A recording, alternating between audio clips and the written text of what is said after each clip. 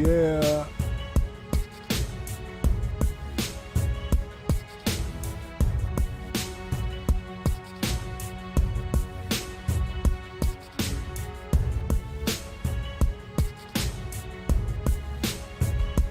Gonna get a boom boom.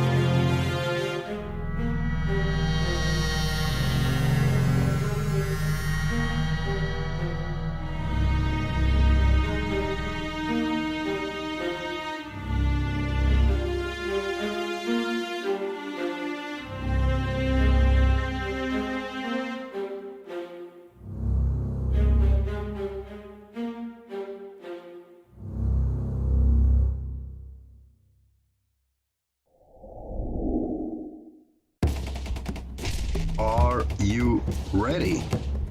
Call your mama, call your papa, call your friends. The festivities are about to begin. Boom!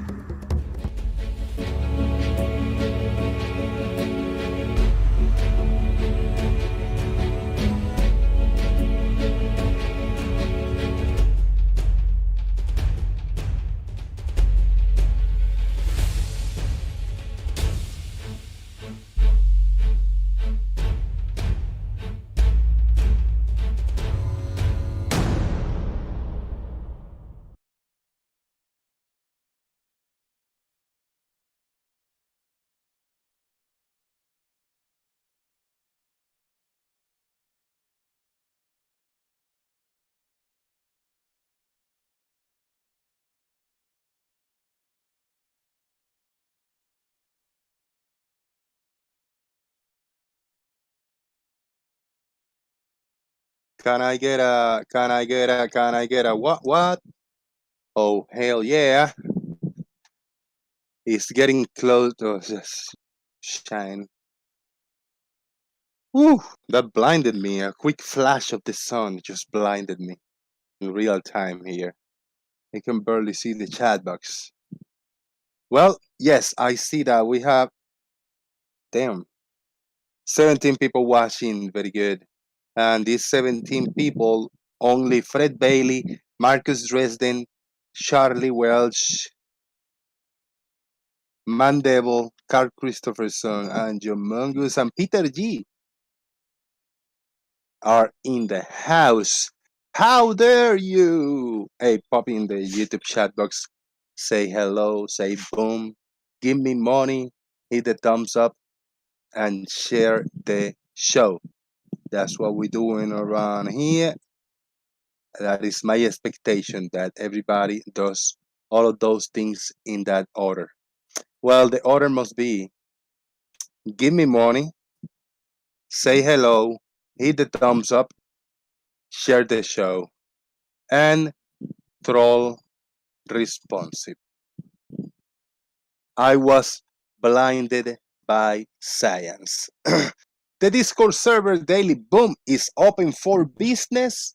All you need is a link to join, and that link you can find in the description box if you are not a member of this server, the Boom.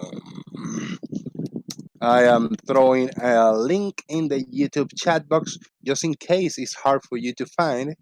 Well, the live chat replay is giving you it. We have the squeaky earth in the house with a big boom from a member of 5 months, Mr. Malord. Oh, why is this the frog's asses over here? Oh no, let's squeak it.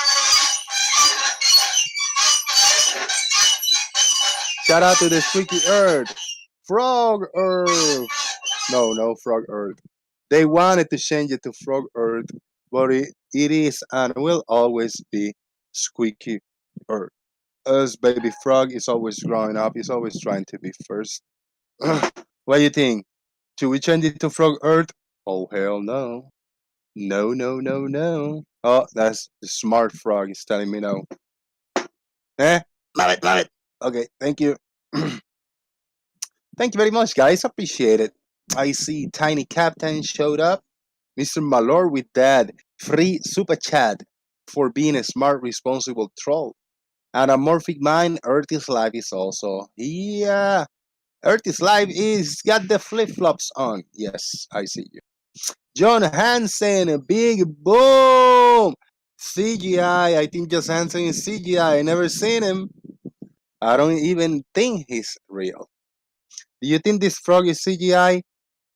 Mabit. Yes, oui. Merci. I think he's French because he's a smart frog. I am. Merci. What are you talking about? Oh, you Italian now? See? Okay. That C sounded Mexican. But yeah, I'll let you be, man. Qualitative versus quantitative. Quantitative versus qualitative. Could it be one method or reasoning better than the other? Can a mix of both be the best of the two worlds? In relation to science, earth, math, physics, everything that we talk about here, which approach and type of logic should we implement better to get closer to reality? Will it be qualitative? Will it be quantitative? Does it even apply to science? Well, I hope that I can learn about this. I don't know a lot about this. I had to Google on how to pronounce the words qualitative and quantitative. I really didn't know how to pronounce these words. I was thinking qualitative, quantitative, and I didn't think that the qualitative is from quality, like derives from the word quality, and quantitative derives from the word quantity. So as we can see, just breaking down the words quantitative is from the word quantity. So I think it relates more with math. Qualitative, I think it relates more with uh, senses, with your senses. I think, how can you see, how can you know the quality of something if you don't use your senses? You need to fish it and smell it and see it, like you can qualitative, uh, do some qualitative reasoning on some art, a piece of art. But quantitative, can you quantitatively analyze a piece of art? You might, but I think that quantitative, you can analyze an observation, a measurement, piece of data. So, from my perspective, qualitative reasoning is the most important of them both in relation to the topics that we speak about in the daily basis in here in the YouTube universe about Earth, science, physics, space, and all them good shenanigans. You know what I mean? You know what I mean? It's a late boom, everybody. I had a little bit of rain earlier. I didn't want to take a chance. You gave the dogs a nice shower, a nice bath. I'm gonna share with you one of my dogs for a minute. Here we go. Let me go grab him.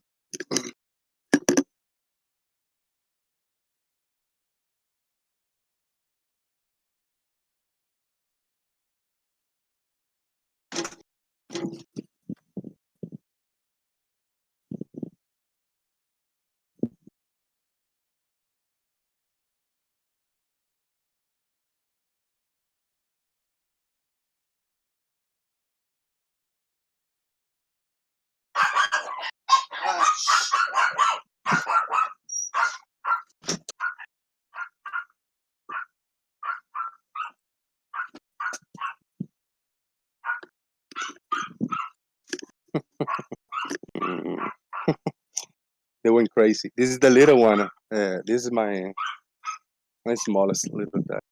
The other ones, they're chihuahuas, but they're not like pocket-sized chihuahuas. They're not the smallest ones.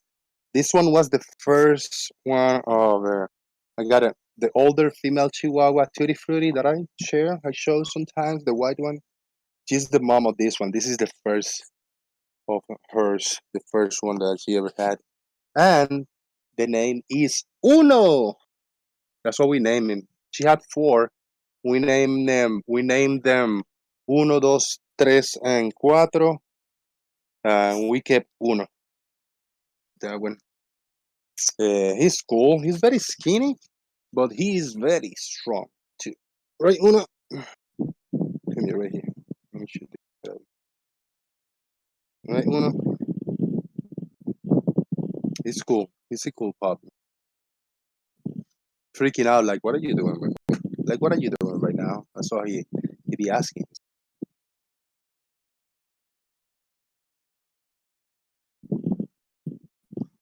Uno, look, Frog. Frog is bigger than him. So shout out to Uno, El Chihuahua. Yeah. He's smiling. He thinks he's a horse.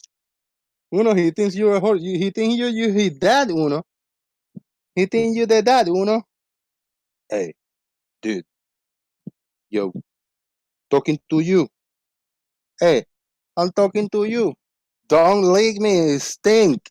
Stink. Your breath stinks. Damn it. Hey,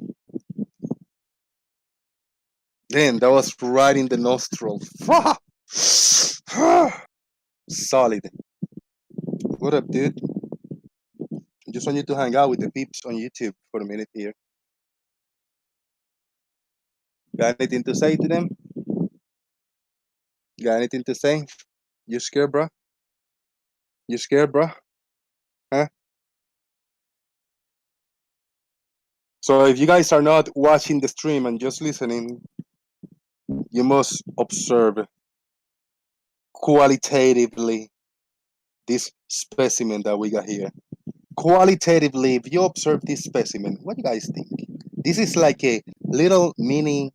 This is like a mini Scooby Doo, like a super tiny Scooby Doo, like 20 pounds lighter than Scooby. Like Scooby Doo weighs 30 pounds. This is a 25 pounds smaller version than Scooby Doo. Hey, B-Ball is here in the house. What's up, man? What's going on? All is good. All is good. Why? Oh, mira qué chiquito ese perro. He's skinny, but he's strong, bro. He got muscles. He's just his style, man. Just skinny a little bit. He's healthy, bro. Now the other one, his brother, is a little bit bigger and super muscly. Yeah, Are really they are like they like really protective of you? Like anybody walks by, they just start going nuts and they barking. going nuts. Yeah, bark a lot Yeah. and go crazy. Yeah, yeah. Yeah, there you go.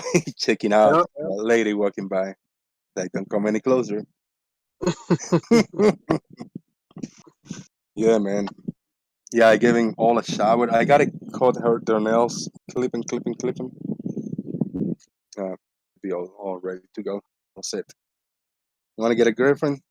You want a girlfriend? Una? Yeah, he's three and a half. Let me see, 3.5 years old now. So he's an older. I mean, he's not the older dog, but he's older. He's not like he's a puppy. yeah, He's already all grown up. yeah. My dog, she's about what, 13 years. Really? Wow.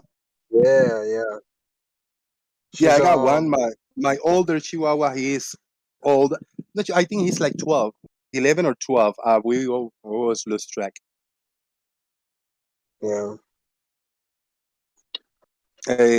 Is your little dog? Is she getting weak? Is she getting blind? Is she a She's little like, bit? well, right now we're at the point where she can kind of hardly hold her bladder.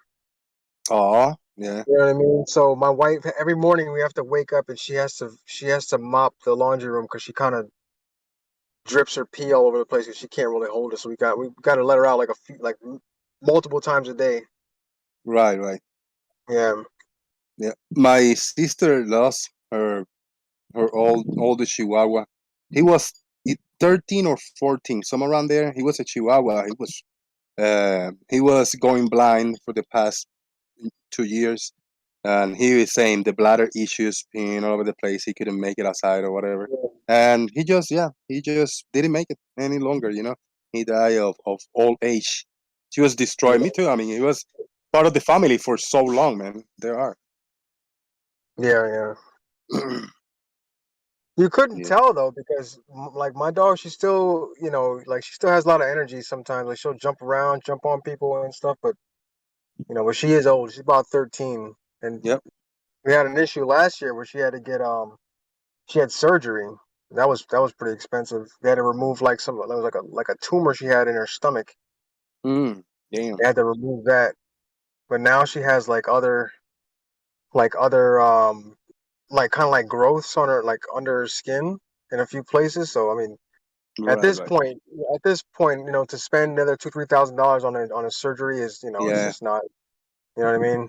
Just spend all the time that you can with her and enjoy her. Just Yeah. you know, it's what it is, man.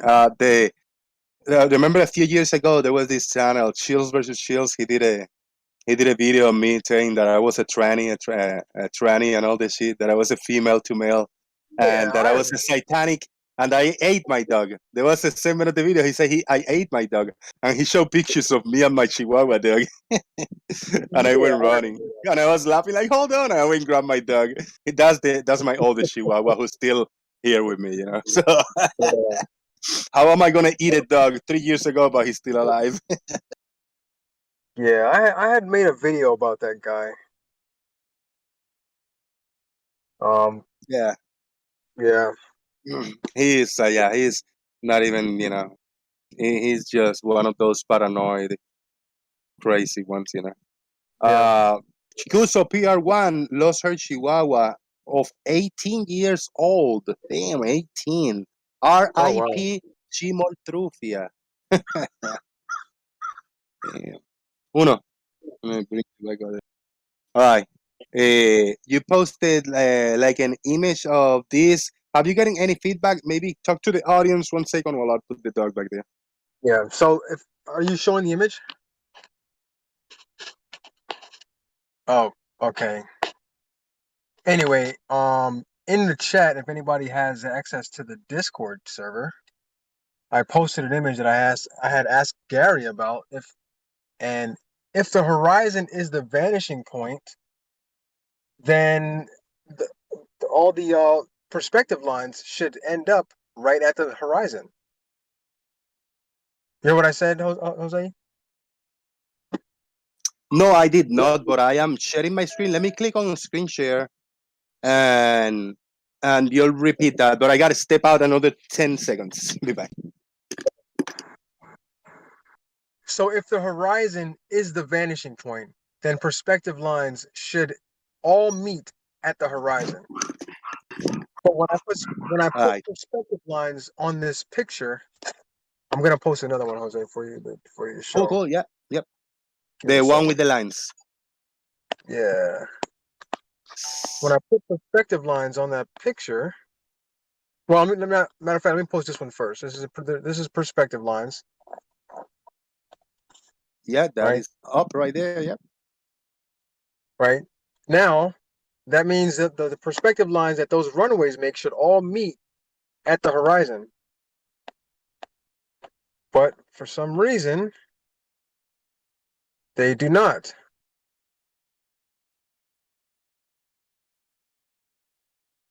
Wah, wah. I tried to get it as close as possible. I did another one where, let me see if I can find that one. I saw one that you got the red lines from the bottom on. Yeah, the one with the red lines. You have that one? Mm, I got it. I got it. right. There it is. Yeah, there you go. So yeah, if the horizon is the vanishing point, then those lines should have met right at the horizon. Yes. Now, how do you set up this one? How do you throw the lines from the top? What reference do you Oh, use? that so the first one with the white, that's just an app I have. It's called Sketchbook, Autodesk Sketchbook, and it Right, just right. pushes. Okay, okay. And then the one with the red lines, I just basically took my my ID and I put the lines right there on using the runways. Yeah, yeah. Just following the natural landscape. That's there, right? Yep. Yeah. That's all it is. Yeah. Yeah, and it is crazy way off the horizon, man. Yeah. It's I don't know. I mean, like we know, we always like if we're standing, even standing very close to the shore, the horizon is still below our eyes. It is under our feet. It is like we're standing on it. So it should be slightly under, but you shouldn't be barely able to see it. It's gonna be pretty much in the eye line. When you're when Yeah. you're close to the ground. Yeah. So like I said, I mean, if it's perspective, then those lines should have met right at the horizon, but they don't.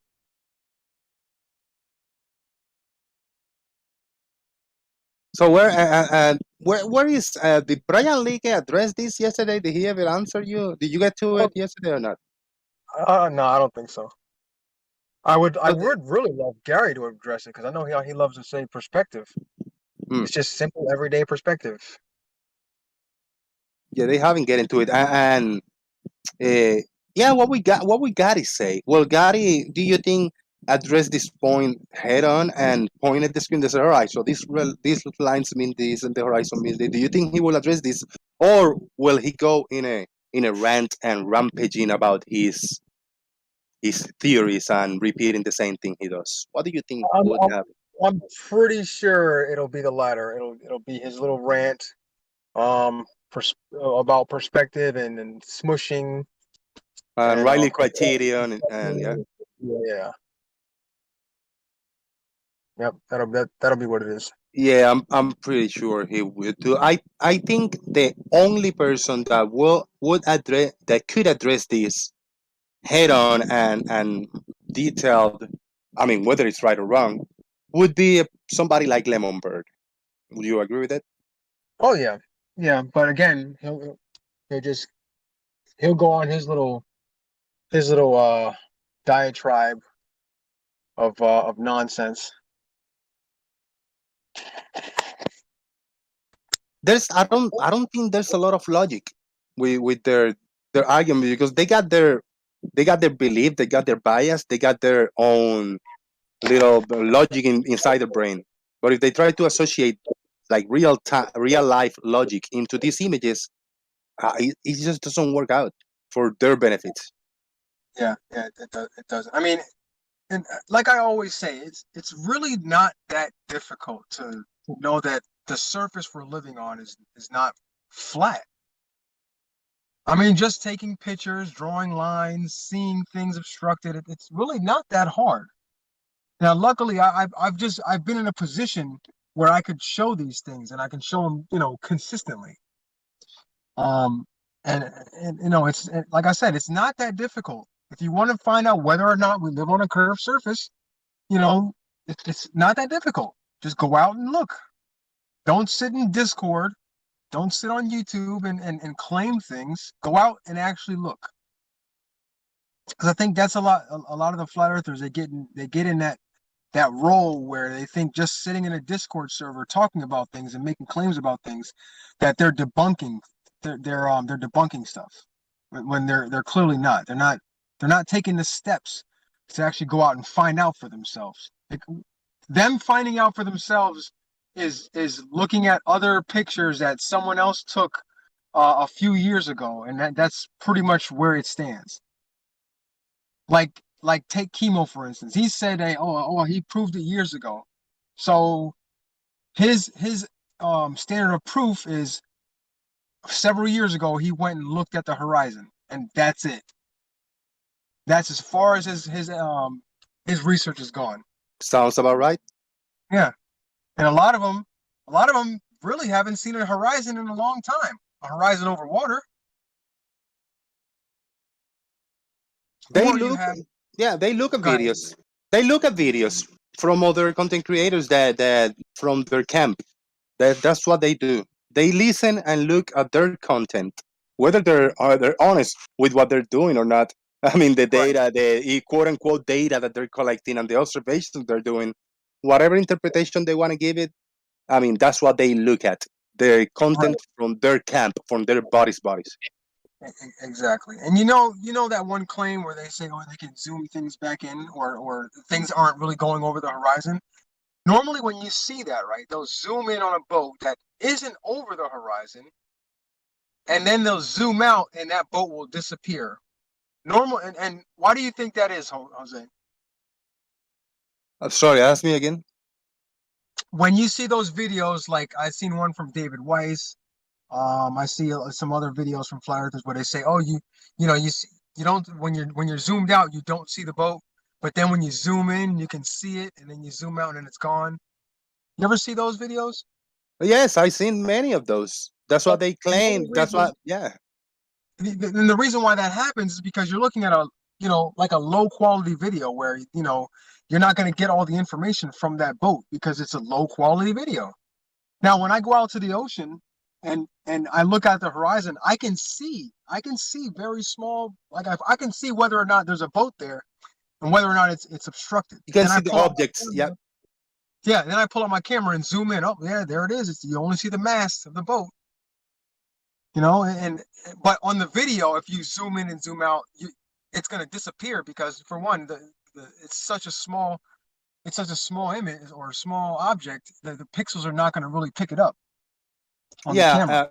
It is a little, it is, it's not a one-to-one comparison. Right, What we see with our eyes versus a P900, let's say, just the basic camera right, P900 in the beach, right, because the P900 got what, like 180 degrees or something like that. You got a wider angle, so you see more to the right, more to the left. But even though you see more in your peripheral vision, when you are standing in there before you zoom in, you actually see objects in the distance, dots in the horizon, whatever they are. And then you grab the camera, and if you got the camera all the way back in, not zoom in at all, you don't see anything via the through the viewfinder. You have to actually magnify it a little bit so it can match what you see with your eyes, you know? Right. And then watching it on YouTube makes it even worse because, now you got to contend with your connection, the quality of the video. It might be 720, might be what is it? What's the other one? 480 or something. Might be a low quality, then you really won't see it. And especially if you're using a video where you've recorded someone else's screen, that makes it even worse. Oh yeah, that kills so many pixels and good quality Yeah. big time. Yeah. That is a level Earth observer type move right there. Right. Recapturing videos for lower quality. Yeah, his evidence to present to his audience is stuff that's recaptured in the lowest quality possible. Because at least on his device, I think it defaults to 360p for him. So everything is already blurry, and then he's re-encoding it because he's screen capturing. Right. I mean, you can raise the quality to 1080 at least on some of the screen recording apps. There's My phone has a native screen recording, so I kind of just use that. What is people to know what is really bullshit is the meme that they keep saying when you are in the beach and you see something that you don't see anything, and you zoom in and then you see a boat, and if it's missing the bottom half, you grab a bigger zoom and you zoom in and you got the whole boat, and you can do that with a bigger and bigger magnification or telescope. That have never ever been documented because it's not truth. What they say is what can be done if the camera don't capture anything in the horizon because of whatever quality of the camera is, and you zoom in, you're going to see objects in the distance. But let's say that this object is already missing this bottom half of the boat, the bottom 10 stories of a 20-story building. You will never bring those back up with a bigger and more, bigger and better zoom. Never happens. Right. Right. And to claim that just refraction is making that happen, that's another claim we see all the time. Here's a blast from the past from Galveston. I don't have a single shot of all four of these, though. Okay. Let's see.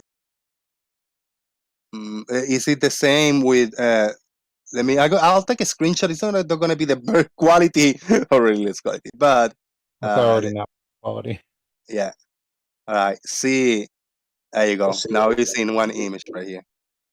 There you go. Oh, I was doing the same thing. Okay, yeah. What do we have over here then? Is it with the same magnification, different magnification? This is from your video. This is Galveston. Nice. Yeah, you're zooming in on a ship. Gary made a comment on that video. The ship, you see how it's disappearing from the bottom up. He specifically pointed to this, and then I said in the comments in reply, no, Gary, just no. And then here it is. He doubled down on that too. It doesn't disappear from the bottom up. I mean, you're going to lose quality. This is going to become kind of a blur, and it's going to become probably a pixel. You're probably not going to see it if I zoom all the way out. Depends on the distance. Maybe not this one, but it could happen. But if you are already missing this segment, for more you zoom in, you're not going to see more than what is already there. Yeah, I didn't know that lenses can make things move vertically when you zoom in. Yeah, what the hell kind of magical physics are those, man?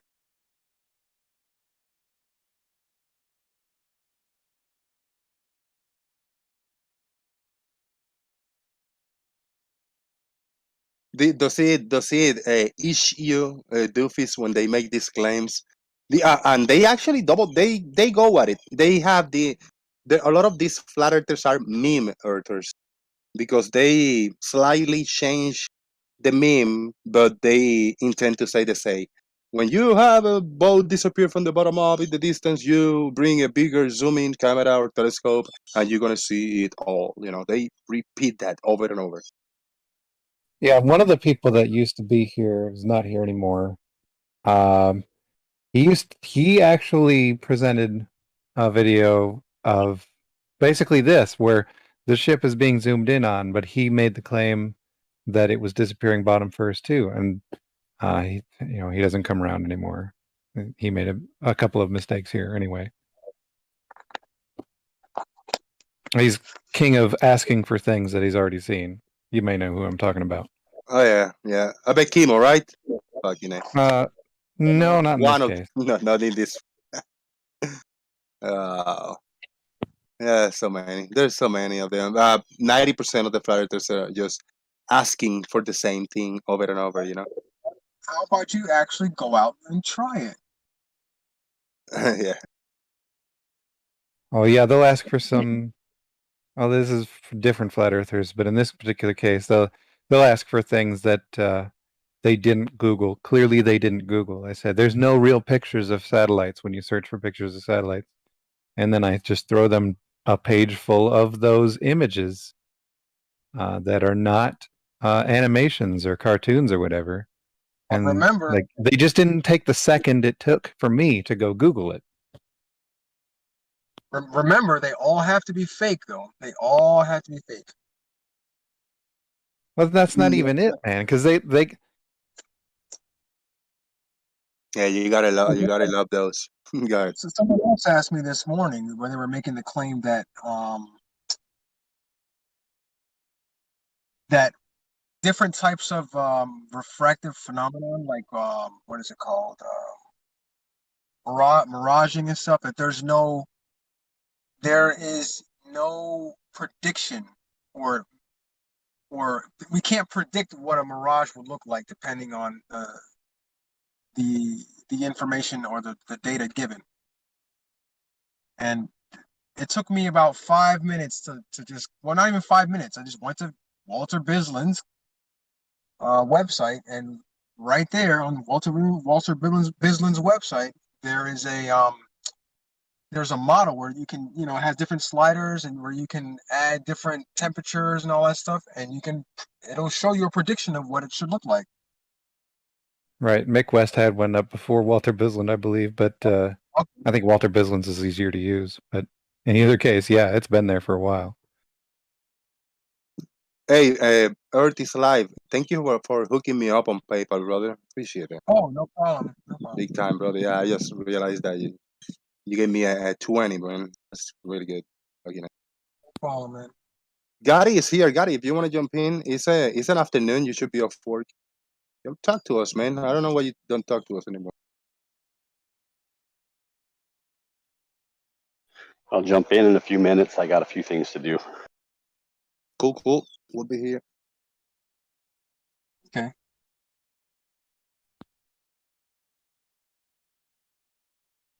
Yeah. Yesterday, Go ahead. go ahead. No, I was just gonna say, yesterday I was listening to MC Toon, and he was debating some guy named Cracker, and he went on like he wrote like a 10-minute monologue. It was like a monologue in a meme in monologue form. A compilation of memes. A compilation of memes. People flat earth claim you could possibly have in one monologue. It was 10 minutes, about 10 minutes long. Isn't that nice, man? I was like, oh my God. Yeah, it was great. Those are brutal, man. When people just that's what I call a scattergunning, just making a shitload of claims and then giving opportunity to nobody to address them. Yeah, it was like a compilation of Oakley, Witsit, and QE all wound up into one. Horrific. Yeah. And if you would either get a list of those, it is very easy to address every single one of those things that One of them. they say. Let's I, not focus on one point. Let's scattergun and just claim yes, a rebut every bunch. single claim, and then at the end ask him to prove gravity.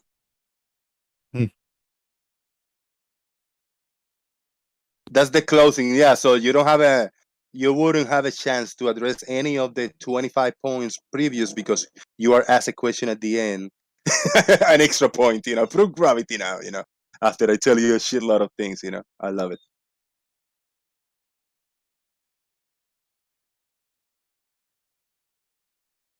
That guy Shane is the fat computer dude from South Park, says Charlie Welch. That's true. Yeah. Shane seems like you could possibly convince him that he's wrong about flat Earth. He seems pretty open to being convinced that he's been wrong for a long time. That's what it seemed like to me anyway.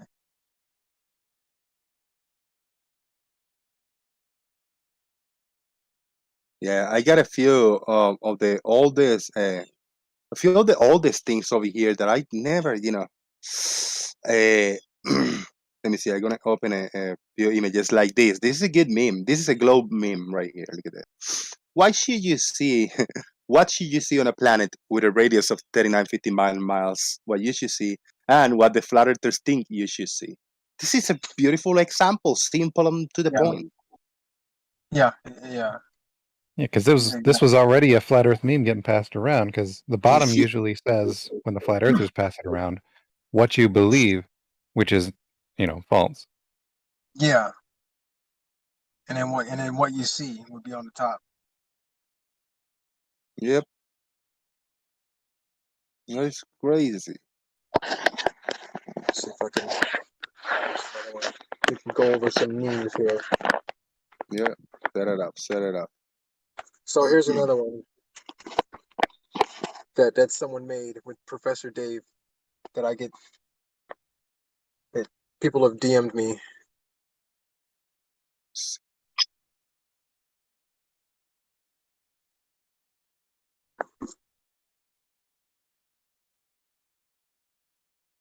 Read it.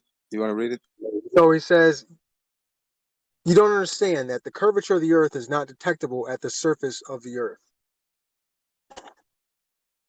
Right? So they've taken it out of context saying that curvature can't be detected at the surface, right? But they fail to realize what he's talking about is being able to see it left to right.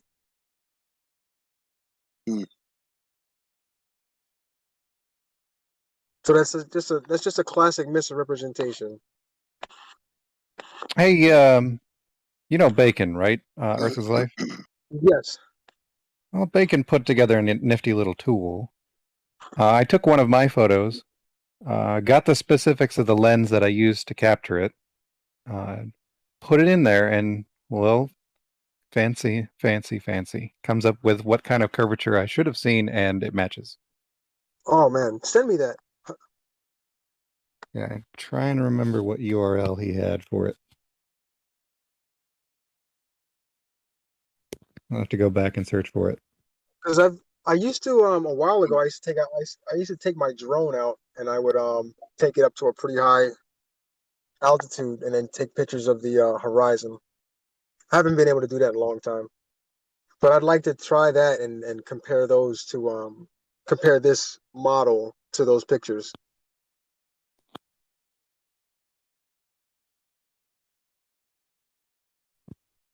Right. Let me see this. Oh, found it. Let me go ahead and copy it. And then as a food for thought, I leave this image in here that I think I presented yesterday. It's an old image, but with just good old perspective, this is what you should see. It's like if it was a row of lights, of just lights illuminating a long road.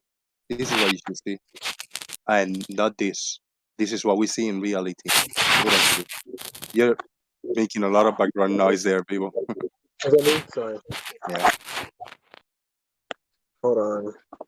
Yeah, it's like your hand is touching the microphone. Yeah, or do clothing or Yeah, I'm holding my phone. That's why.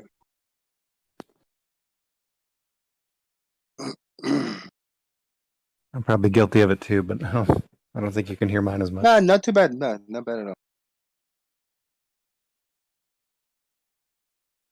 Well, we have over here Earth is Live, Doofus Manfred, Discord user, and Gary Webenga. He's in standby. He's doing a couple stuff. Hopefully, he can jump in and talk to us for a bit of Gary. The Discord user's been awfully chatty. Discord user, yeah, you're taking over, man. So you gotta just cool down a little bit.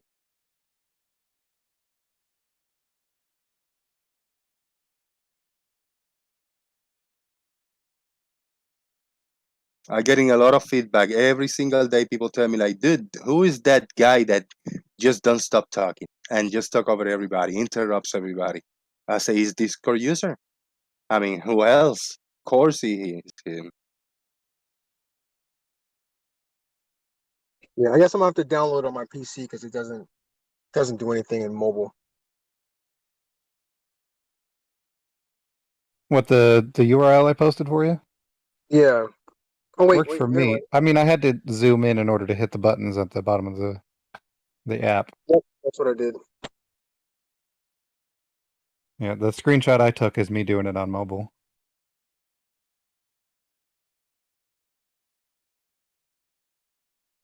So will it open in here? Let me see. Check for curvature.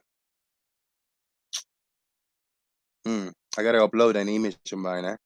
That it? Yeah, you see the thing that I posted just above that URL. That's an example. I uploaded a photo to it and Right. put the specifics of my lens in it. Oh, okay. You gotta use a specific. Okay. So he came up with this website, huh? With this site.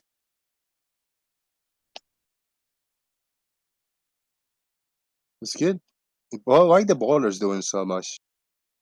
They're doing a lot of follow flat earthers, man. Flat earthers appreciating this. I hope they are appreciating the hard work from the Globers. Keep them alive. Globers are debunkers, and Globers are enabling flat earthers for them to continue doing this.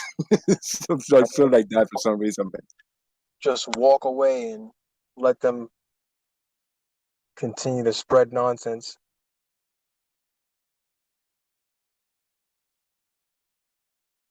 Discord user, you cannot continue with this bullshit that you don't have a microphone, because you can get a dollar microphone from the fucking dollar store, bro. You can find a microphone. You can be walking around and find some little headphones, like thrown in the street sometimes, you know? Yeah, if you're on your phone, I mean, you just use your phone mic. You don't even have, yeah, you don't even need a microphone. In your phone, you can I speak can out. understand. I can understand if you're your PC, Yeah, but if you're on yeah. your phone, that's They're on a you know. PC. Yeah. You could, if you were willing to just hack it, take a pair of old headphones, analog, plug in the jack and listen to them headphones, into the microphone jack, and then shout into them, and that would kind of work. Right, I used to do that. Most phones don't even have a the 3.5 headphone jack anymore. Yeah, but My cheapo $280 one does. Yeah, most of the older Androids. I don't know of Apple, but most of the Androids has it. Still has it. Well, this Yeah, one's pretty now recent. I was actually surprised that it had one, and it was such a cheap phone.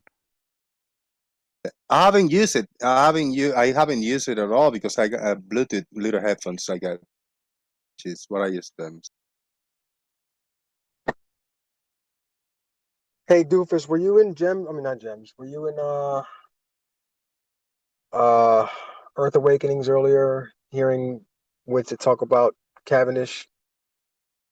No, probably not. No, I'm not there very often these days. Yeah, the claim is it's all electrostatic. That's been in many months. He's been saying that. What do you mean? Yeah. So I was asking him, okay, so how would you prove that it was electrostatic? Would you, His his could you, ultimate his ultimate support for that idea is everything is electrostatic. right? Therefore, I don't have to prove anything, which doesn't make any sense, but that's wits it. Yeah, you'd have to prove that even though all the measures that Blue took to eliminate the electrostatic, the grounding and everything, that little amount would be enough to move those balls.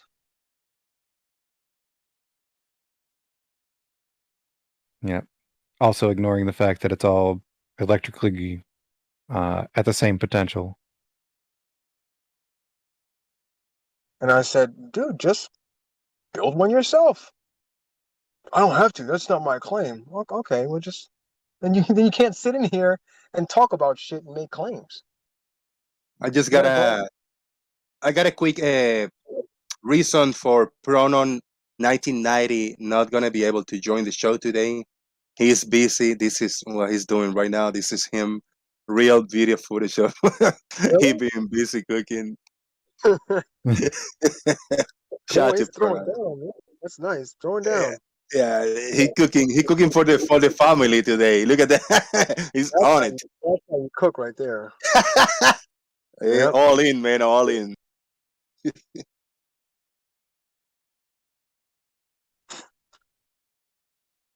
I was gonna use the word excuse.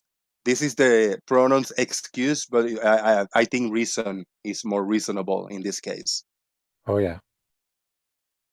Yeah, especially if it's like a barbecue for all your coworkers or whatever.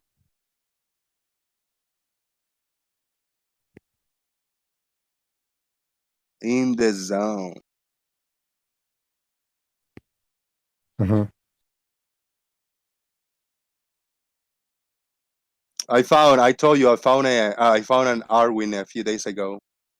Uh, a YouTube channel. Let me see if I can find some. He's all about the occult and all kinds of bullshit like that.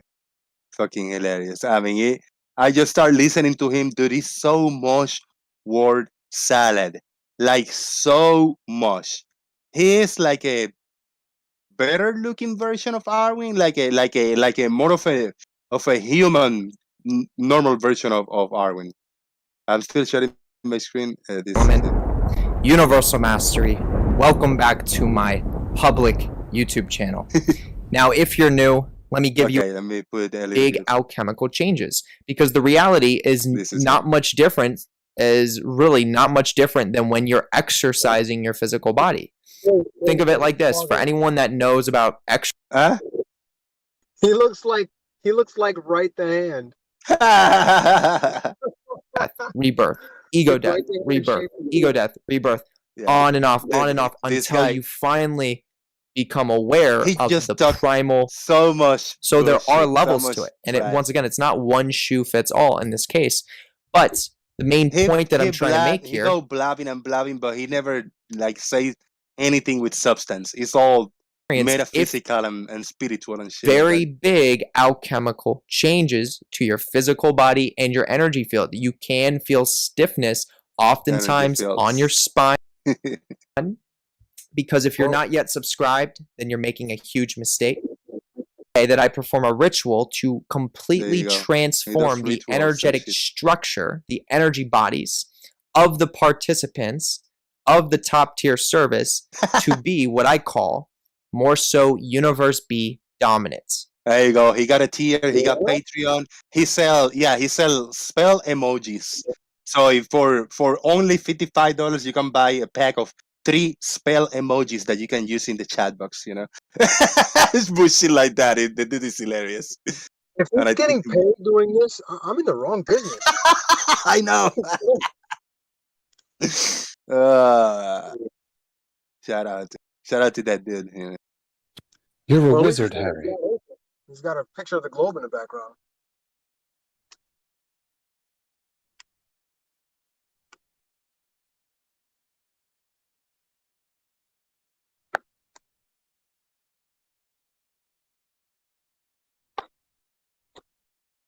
That was funny. Yeah, I was looking for something live the other day, and I type in science, and I found this live stream, and he say occult science, and I go like, wait, that doesn't add up. Occult and science doesn't go in the same line, you know. It just doesn't go. And then I found him, and I was trolling there. Tusk showed up, trolling him there too. It was funny stuff. Good times. I got to do that sometimes. You know, branch out to troll other content creators around. It's funny. I saw. I think it was one in your intro. There was some guy saying that you were trolling responsibly on his channel. The guy Oh was yeah, saying, yeah. That was cool. That I was his favorite responsible troll. "What channel is that?" Yeah, that's a scratch live. He does a scratch of tickets, so nothing to do with anything. Also, yeah, he just he just buy a shitload of scratch of tickets, and he just scratch him on. He talk to the people and read the chat and interact. And he's cool. He's from Florida. I don't know exactly, but I know he's from Florida. So the tickets he's scratching from here, and he mentions sometimes he drives. You know, they show him driving and buying in the 7-Elevens and gas stations, and I recognize some of the places that he buys around that side. And he's cool, dude. Oh, Yeah. okay. I showed up trolling the first day I found it. I got like, oh, he like, oh yeah, we got a winner. How much you think I win? I got like, nah, I don't know, $5 maybe. And he like, oh, what the hell, man? Like you jinxing my ticket. You didn't come in and say that you're gonna win $5. You gotta tell me you win $100,000. Oh man. And then I changed. I said like, dude, I'm sorry, like for real, you know. We're lucky that Florida don't give that free ticket bullshit. You know, at least we get the money back. Yeah, And yeah, he, you know. I caught up to him, you know. I behave in his chat box.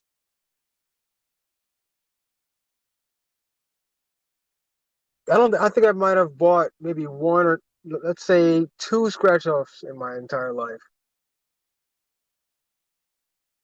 Yeah, I used to Oh, buy, bro. Years ago, I used to spend a lot of money in scratch ups. But in the past few years, I haven't, you know, in the past year at least, bro. I'm just so broke. I can't.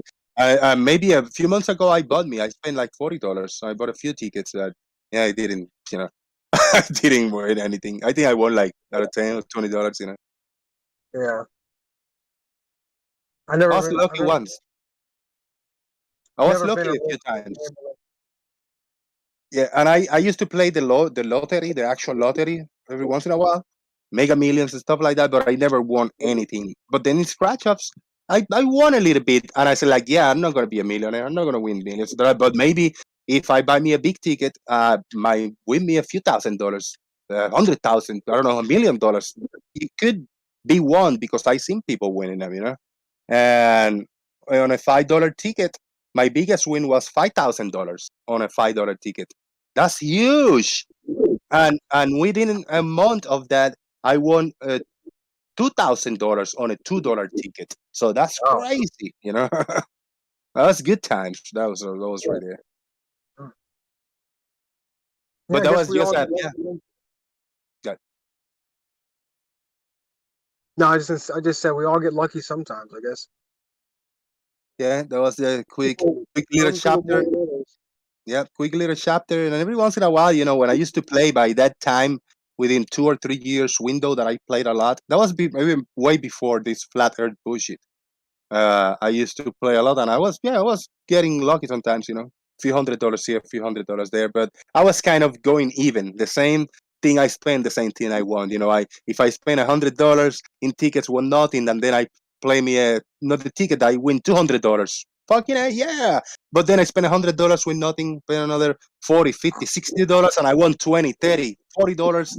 So I was just losing and winning until I got me a few $1,000s, few $1,000 winners. That was good. Nice, nice. So yeah, those guys. I follow a few of those scratches in Florida. I get satisfaction seeing them playing and winning and losing, and not me, not with my money because I don't got any. You know, so that's good.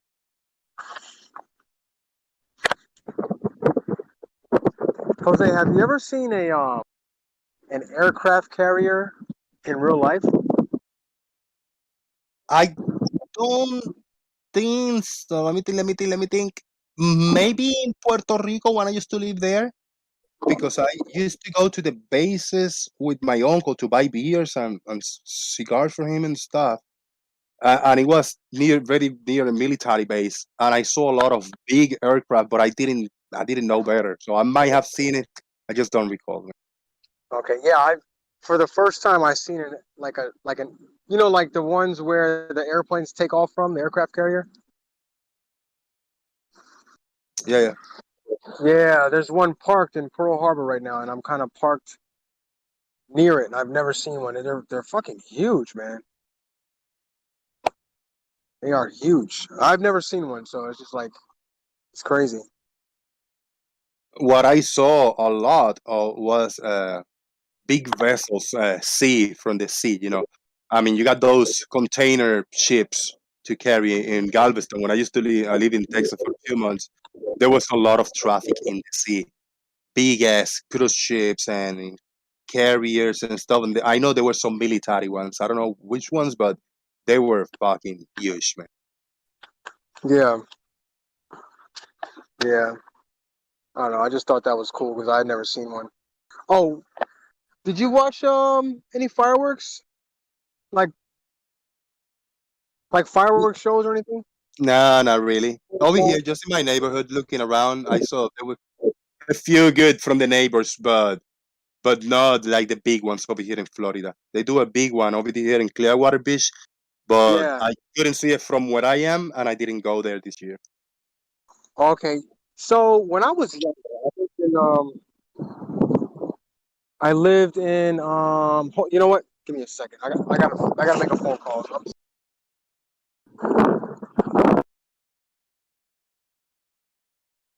But there were some neighbors that went crazy over here. By neighbors, I mean a few blocks away, because from where I was standing in the porch, and boom, boom, boom, like just brighting up the whole sky. I barely had to leave my porch to see fireworks from here.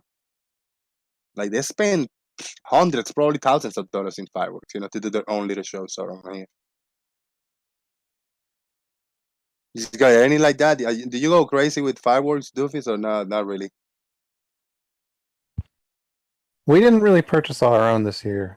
We're in a place now where if we go to a spot in town, there's already enough people setting off all their stuff, so we can just watch.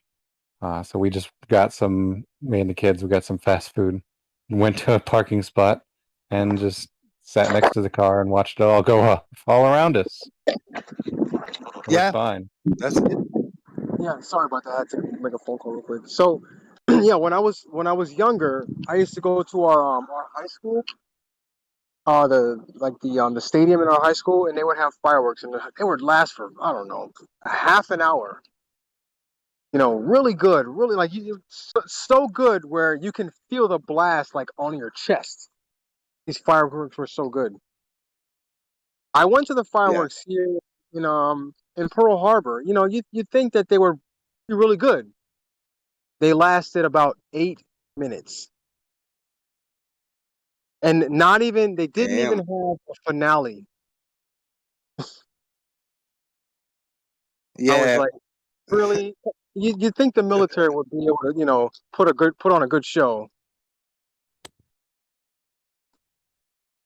yeah. 2 years ago was the last time that I went to the Clearwater near, in a good opening area. There was a clear view, and I think they last like maybe 25 minutes to half an hour, but they make a show, bro, on fireworks. Huge, like they just go on and on by layers. They start just slow, and then they go like accelerating, throwing more and more, and then blah, blah, blah, blah, blah, they just go crazy, and then they slow down again. They throw really big ones, small in between. They do like a wave, and then the finale is like, I think 5 minutes solid, just throwing everything, bro. It's good stuff, man. Right. I think our best experience was with a casino. Of course, the casino has some extra money to burn for that. And during the final segment of the finale, they lit some sort of fuel air mixture up in the air, I don't know what it was exactly, but we could feel the heat from a good quarter of a mile away, which was amazing.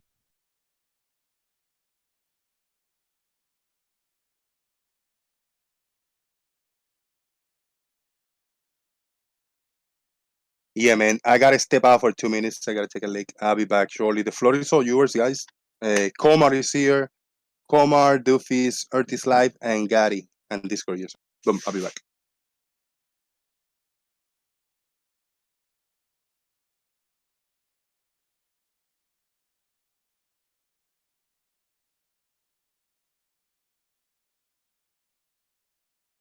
Oh, by the way, ferrocells, little fragments of iron in a fluid, smushed between panes of glass. Apparently, that debunks all modern science. Just so you know, quick tip.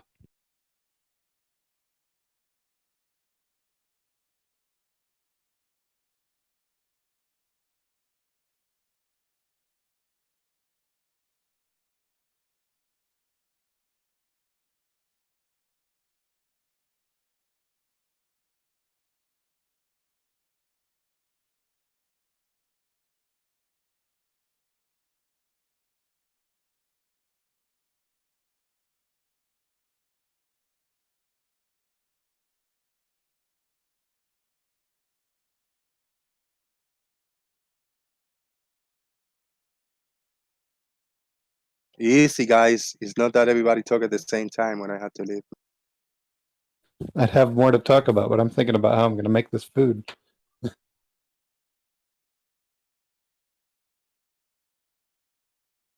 Gary, you want to take care of business now?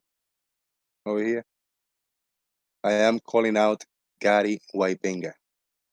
If he dare to unmute and speak. Only if he dare. Only if he's not afraid of the boom. We are gathered today to summon the spirit of Gary Waibenga. We say his name. There you go. You want to summon him? Earth is Live and Komar. Let's summon Gary to see if he shows up.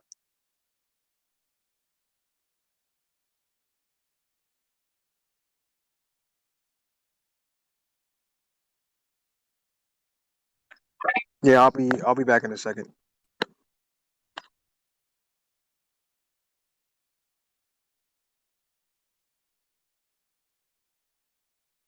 Today, science tells us that the essence of nature is serenity.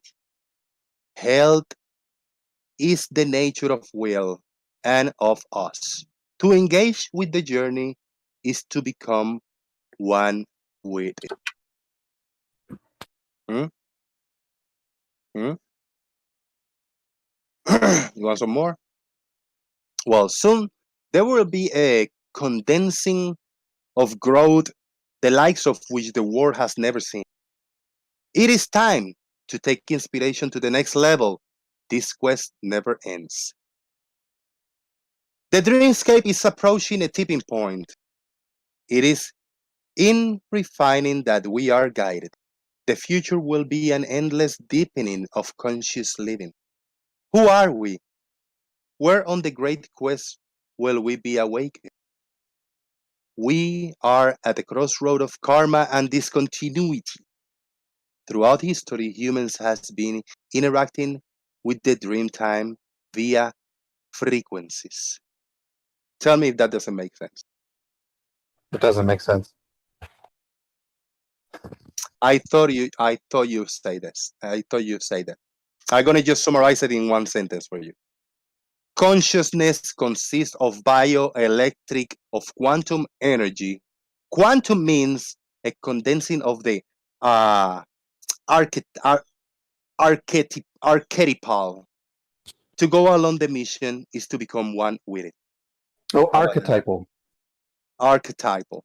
Yeah, archetypal. To go along the mission, it is to become one with it. How about that?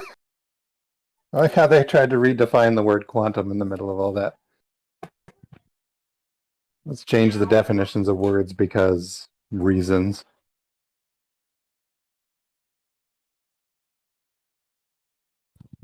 That's a good working bullshit generator. I give it props. Yeah. Now I have a Deepak Chopra quote generator. First quote: nature is rooted in irrational neural networks. How about that? That's not too far off. Yeah. That's why it's a Deepak Chopra wisdom quotes generator. Quotes of wisdom. I'm surrounded by things with illogical neural networks. There you go.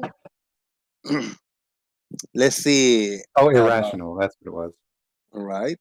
How about freedom is a reflection of quantum possibilities?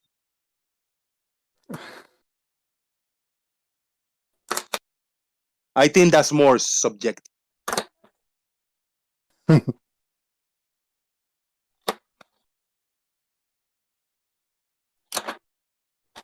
Yeah, that's Penne. But some of this is just I don't know, so so few words. This one is 4 words, but it's just so much information. And I quote: perception undertakes subtle potentiality. Like, I don't know. I don't know what to make out of that. Perception undertakes subtle potentiality.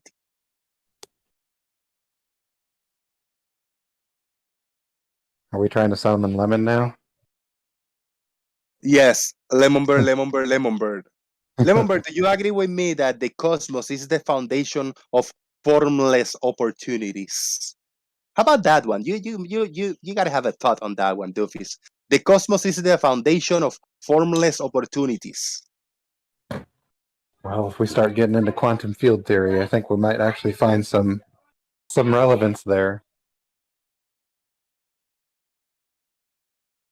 All things that are perturbations on top of their relevant fields, so on and so forth. Of course, I don't know enough about the topic, just little bits and pieces here and there. All right. Let me. I'm gonna ask you guys for your thoughts on what I titled my show today. But first, I got the last random woo words generator. I want to read this one. This is random woo word generator. Earth is life. This is for you. Health, health is the driver of stardust. We can no longer afford to live with suffering. The vision quest never ends. Life form. Look within and synthesize yourself. Who are we? Where on the great circuit will be guided? This is the vision behind our 100% holographic quantum healing crystals. Thank you so much. It was going somewhere right until the end, and it just Yeah. Yeah. I don't know how I should feel about that. It sounds like something that, you would want to believe, or someone probably would fall for. Huh? Yeah, it's good. a generator. Yeah, it's a woo generator.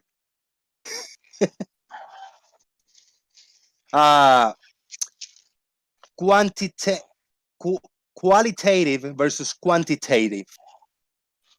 Yeah.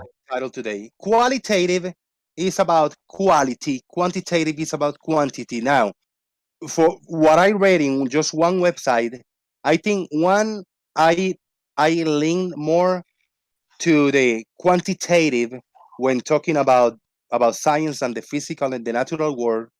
I go with quantitative over qualitative. I tell you, tell me your thoughts without without reading anything or quoting anything, just from your thoughts, man. What you got? Well, there's room for both. I mean, in this particular arena, if you can qualitatively confirm that gravitation is definitely a thing, then you can also separately quantify it if you choose to, but at least you can confirm that it is definitely a thing. So qualitative has its place. Right, right. But I think I got, let's say, qualitative data. This is the one of some of the methods that you collect data for qualitative, reasoning and logic. And it's, in here says interviews is one key. You asking open-ended questions verbally to respondents, right? You got focus groups, discussions among a group of people about a topic to gather opinions that can be used for further research. Ethnography, participating in a community or organization for an extended period of time to closely observe culture and behavior. And literature review, survey or of published works by other authors. This paragraph in this website, this describe the Bev group like almost to the T. This qualitative data, the collection method. That's from my perspective. And then more of what we do is from the quantitative data collection method. This is the method you use for in the quantitative reasoning. Surveys, for example, is a list of close or multiple choice questions that is distributed to a sample online person over the phone. Experiments, it is experiment situation in which variables are controlled and manipulated to establish cause and effect relationships, and observations, observing subjects in a natural environment when variables can't be controlled. Uh, there's one more over here. Quantitative research, focus on testing theories and hypotheses, analyzed through math and statistical analysis, mainly expressing numbers, graphs, and tables. Testing, measuring, objectivity, replicability.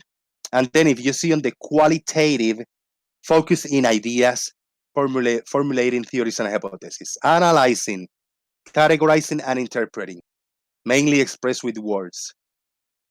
Open-ended questions, understanding context, complexity, and subjectivity. So in the quantitative, you got testing, measurement, objectivity.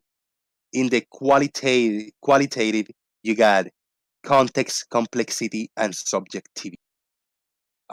Just me and myself agree, disagree with me. This is just from one side, but I hope I didn't rant it too fast or too much, so people cut at least some nuggets of what this site was telling me. Go ahead.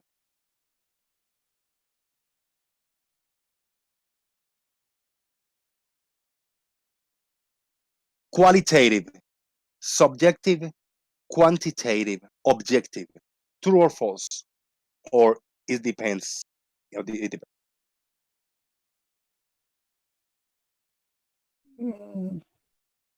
I think that's mostly okay. Also, if we're talking about in a scientific context, qualitative is just whether is or is not can also be objective. Like I was mentioning earlier, you can confirm that a particular interaction is occurring without measuring the specifics of it, which is still objective. But I mean, I guess I already said my piece on that. But if anybody else wants to chime in.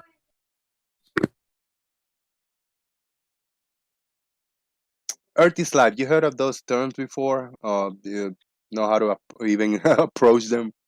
Qualitative and quantitative. How about Gary? I saw that Gary unmuted for a second, but I was just in the middle of something. Gary, you want to jump in, man? You want to talk about the observations earlier? Go for it, man. Yeah, the observations earlier. Sorry, I had a bunch of stuff to do. I had my chores all around the house, so. So good. You want me to bring an image up specifically? No, I don't need to bring anything up. You're watching my screen share. I got one from Earth is Life. This observation that he had with the plane. What do you call? Lost my words. You're watching my screen share. It's just a overview, and you got two plane tracks or whatever. And what about them? if you get to draw over them, and then we see the land, we see the plane tracks, we see the water over here, and I get this is sky. So we got the sky, the water, and the plane. If we get to draw perspective on this, to draw lines following the landscapes from this land, I think we can. All of this will converge in a point. Not really, Not really. because Why? you're closer to the ground than the sky, so the ground shortens first. The sky actually goes well beyond the vanishing zone. Do you call this a good representation of? I mean, this is what I'm trying to say. If you draw a few lines, No, your lines are worthless. but what is wrong with this drawing? Your lines are worthless. They're not. But They're why? nothing. They don't even belong there. I know they've been drawn over, but Okay, if well, they're worthless. There's no point of commenting on it. yeah, but No, not due to yeah, but there's nothing worth commenting on, Jose. due to These lines are worthless. so all right, let's talk about perspective. Perspective. There's a convergence. There's a point of convergence. If I want to draw No, there actually landscape, isn't. It just there seems could to be, be. but they could be. And if you want to take any No, they're landscape, not. any picture, any image, you can draw a convergence point, and Yeah, you're you going to can draw a extrapolate. convergence because you're trying to imitate reality, but it doesn't Exactly. imitate reality. It doesn't Perspective represent doesn't. reality, just like star trails don't represent reality because they're vertical Ferris wheels in the sky, and you don't see that. Mm. So you don't like drawings over pictures? No, I just don't. All pictures, as far as I'm concerned, are two-dimensional pictures trying to represent 3 dimensions, and they can't. That's why these lines on the picture don't work. So if I They're get to just be, ridiculous. so if I get to be standing in the shore, right, and I'm looking at nature through via glasses, if I get Google glasses, with these glasses I can draw lines on them. I can be looking at this landscape, I can draw lines on it, and it will be exactly what is on screen No, it won't right be. now. No, it won't be. It will. That's why these lines aren't either. These lines look like they're going up into the sky. Earth is light. This is your image right here. I don't know if you. Yeah, it's just okay. So I posted another picture of just regular perspective lines in the chat. Okay, well, there's no perspective lines in reality. They're not going to fit what you see in the picture because the picture is two-dimensional. Okay, but don't very you easy that it's all everyday perspective? That's what is lines are, right? What is? It's very everyday perspective. Those lines aren't. They have nothing to do with your perspective. Those lines you drew in there. Well, they don't forget the line. What about the railway? I mean the railway, the runways on the ground, right? What about the runways? So if we took those runways and we extended them all the way out to infinity, wouldn't they would converge, right? Eventually, because that's what perspective does. They would never actually converge. No, they would. Well, they would appear. It's like railroad tracks. I got a video with railroad tracks. I got several of them actually. Okay, but you can see the point where they seem to be ready to converge, but they never actually converge. But you can't actually resolve anything in between them either. But they would appear to converge. Right? No, they appear like they're going to. You can watch my videos. I've got them. I've zoomed in. And with regular, without being zoomed in, you can see that there's a gap, but you can't see anything in between the gap. Okay, can't resolve anything because there's nowhere to put the information. It's too compressed. You ran out of pixels. Right, but if they were allowed to go into infinity, they would appear to converge, right? No, they would appear to slant towards each other, yes, but never to converge. Yeah, to converge at a focal point, at a vanishing. No, they'll never converge even at a focal point. There'll always be. Yeah, Of course they would. You will see that there's like That's what you always say, between them, Gary. but you can't see. No, I don't say. You're making something up that I don't say. They're converging towards each other, but there's always this little gap that you can't see anything in it, though. You can't resolve Hello, any Jose. more in between the rails on a railroad Shout out to line left lane. tracks. Just like on the water, it comes to a point out there where you can't see individual waves anymore. They're compressed. What about in a hallway? What about a hallway? You know when you're in a long hall, the ceiling and the floor and the corner, you know, where the floor and the wall meet. There's a line, and that line Yes. basically goes off, and they all converge at a point. That's Do they? perspective, Do Up you right? ever here, see yeah. them? Do you Everything ever up see here. them converge and actually touch? Well, No. Everything well, they appears did. too. Well, when we say No, they it does appear to this, be well, converging, we but they mean it never appears. touch. Yeah, but when we say like that boat is going over the, I mean, is whatever we say that happens, it appears to. So so we mean it Yeah, appears. I can tell you exactly what happens at the vanishing zone with a boat going towards the distance. No, It's but so perspective. easy. Just I've shown you but guys numerous times. You guys just don't want to believe it. You're going to believe no, what you want to believe. but just basic perspective. We don't want to, not yet, not quite yet, but just basic perspective. If we are looking through a long hallway, I got the image up with the white with the squares and the lines. The floor appears to ramp up. The ceiling appears to Yes. ramp down. The walls appear to close in. There's gonna be, if you get to stand in there and draw a point in the middle of the end of your view, all the lines will be exerting from that one point outward. Yes, because your Who's not drawing liking doesn't that much? actually People, represent what the hell? perspective. There's People, always that little that's teeny really bad. gap down there, and you just can't see anything in it. Go ahead, Jose. Hold on, guys. Yeah, your microphone really hot, mic, man. A lot of background noise. Tommy Grumble says, when will Evergary make a drawing based on real world measurements to back up his worthless opinions? He would surely show us all wrong.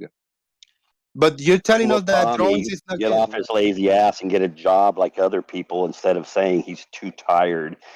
He's on chats night and day. So he has plenty of energy to be in chats, but he don't get a job. He says he's tired and he's got some disease. He's bullshit. He's a lazy bum. And by the way, I did add his name into a video because it did demonstrate exactly what's going on in his video. We're not gonna attack somebody personally, okay, Gary? We're not gonna do that. No, he's attacking me personally all the time.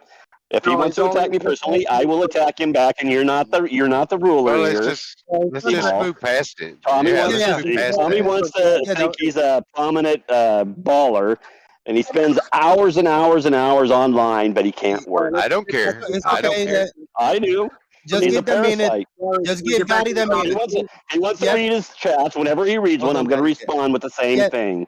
That's good, Gary. Appreciate it. And that was a super chat question, and thank you for answering him. He kind of asked for it. It is what it is. Tommy Grumble have this skin, so if you gotta throw at him, as long as he doesn't step over that line of threats and personal stuff, it's all good. It's all part of the game, man. When we are here talking to each other, we have to be willing to take a hit every once in a while. It's all good. But now we're not gonna get stuck into it. We'll go back to the topics on hand. And I think this is perspective is more fun than personal. Right. Mhm. So when I'm looking down a road, like a really flat road for a long time, those lines converge. They appear to converge. No, you should look really close because they appear to be slanting towards each other. But if you look where the horizon part on the road will be, where you can no longer see surface detail, there's a gap, and you can't see what's in it though. You can't. There's not enough. It's all compressed. There's no pixel space where you can put the image, where you can resolve it, unless you zoom in by lengthening your focal length and decreasing your field of view, thereby giving all the pixel space devoted to that one little spot. That's the only time you can see that. But even then, it comes to an end where you can see there's a little gap still, even on that. The fact that there's a never gap meet. doesn't mean they're not converging. The converging doesn't No, mean they they're going can't to eventually converge. meet. They can't converge. This is Yeah, parallel that's the lines. point. That's the point. They're converging. Right. You're saying they're not converging, but they appear to be No, converging. But there's a I gap. say they all slant towards each other, but they never actually touch. Well, Yeah, that makes it interesting because if there is a gap there, and perspective says that they should appear to converge somewhere, Then clearly the reason why No, we can't it see doesn't. more of Perspective doesn't say they're clearly going to the appear to reason converge then somewhere. clearly the reason why we can't see more of those objects that are appearing to converge is not due to perspective. Sure, it's where the gap between the rails, like on a railroad, or the lanes of a road, or whatever, a road, you can take any of those. It just comes to a point where you can no longer resolve the gap between them. That's all. You can see there's a gap, but you can't resolve anything in that gap, or any more distance, or any more information at that point on the And surface. you don't think that that gap is due to, I don't know, the railroad tracks not being on a perfectly flat surface? No, the gap when they're appear to slant towards each other, that has nothing to The do with gap a you flat say or that a you curved can't, surface. That's just angles to your eyes from the rails. the gap that you claim that you can't, where you can't see the focal point or the vanishing point. You don't It's think just that the gap would be it's going over a slight curve? no, that's just the point where your foreshortening has come to a point where you can no longer see any detail at the surface. It's So compressed, when I look angular compression is what I call it, but it's so when I foreshortening is look at just maybe a better word that you guys might understand. so when I look at a road that has I don't know, like a slight curve in it, or a slight like a small hill, and I can't see where the road converges, you think that's because of foreshortening? Or what did you say? No, you're making a whole different thing here. We're just talking about a flat road.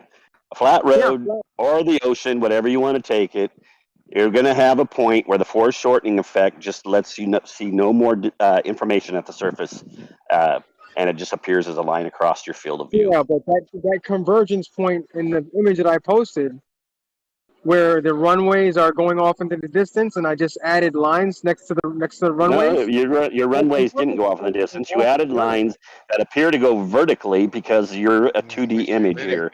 So you're It's wasting your following. time, B-ball. No, it's following the straight line. No, they're not following anything. Those are just lines on a flat screen. Look like they're going up vertically. So if I was to you, extend those you got a runways, where would 2D they image. You converge? cannot represent reality on a 2D Gary, if image. I It's was to just not extend those possible. runways, where would they converge to? They don't They converge. converge to a point above the horizon is where they No, converge. your lines might have converged to a point. The roads never will. If Or that the was a flat runways. surface, I would expect that they would converge at a point on the horizon. Exactly. Well, that depends on. They will appear to come close to each other, So, but you will see if you zoom in, even if you zoom in or with your natural eyes, either one, you're going to see that there's a slight gap in between the yeah. sides, and you can't tell what's in there So, though, because so it's come apparently to a the point where horizon. everything is foreshortened, and you can't resolve any imagery in the pixel space allowed there because you have a limit of your pixel space. But Now you you can, put but that in you can see the quotations because gap. obviously you don't see in But, pixels. but you can see the If gap I don't between the clarify that, somebody convergent will say we don't point. see in pixels. So Hold on, Yeah, Gotti. but Hold you, on, Gotti. Let me left lane. Go ahead, man. I want to I hear had to what you yeah, got. clarify it. but you can see the gap between the convergent point and the horizon in those images. You can see that gap. That's dropped, Gary. No, that's not drop. That's just your vanishing zone where you can no longer resolve detail. There's nowhere to put the information. Center frame, which is determined by your Yeah, elevation, which yeah. determines the distance to Okay. that point. Yeah, it's pretty simple. That's why you guys never take the field of view into consideration. That's why when you have these pictures with a boat that looks wholly, you can see the whole thing, and then another one that looks like it's right behind the horizon that's only half there. Really, in reality, that boat in the background is way further.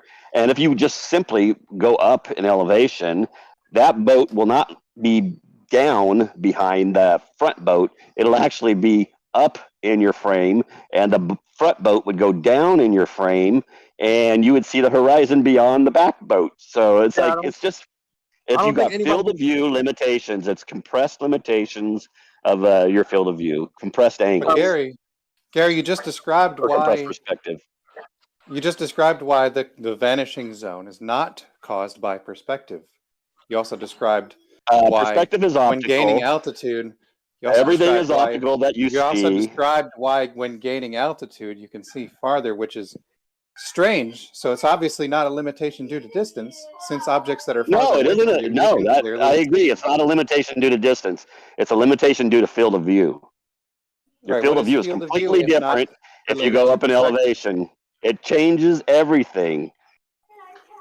Right, but That's like, let's say you that's got the part of sun. perspective, Let's say Gary. you're looking at the sun and it's sitting right on the horizon, ready to go down, right? Or ready to move forward, whatever you want to say. I'll let you have your way on this one. Let's say it's going down, getting ready to go down. The bottom is just touching the horizon line, right? And now let's say you can just shoot up 1,000 feet in an elevator, just, a couple seconds. And where would the sun, would it appear touching the horizon, or would it appear a little bit above the horizon now? Depends on how far you went up. I set up 1,000 feet. Right, but I mean, let's see, 1,000 feet, the horizon, maybe right on the horizon. No, if it was touching the horizon at the bottom, okay. at the top, it would not be touching the horizon anymore. I thought you meant after setting. No, okay, yeah. So if it's just touching the horizon, then there is a separation there for sure. And what would happen to the ground level? The horizon would be slightly below eye level. No, what would happen to the ground level? The horizon you see on the ground. What would happen to that ground view? You know how the ground appears to slant up? If you go up, what happens to it? Really. Oh, come on. Everybody here knows it appears to slant upward towards your eye level. We all know that. We see it in this picture right here.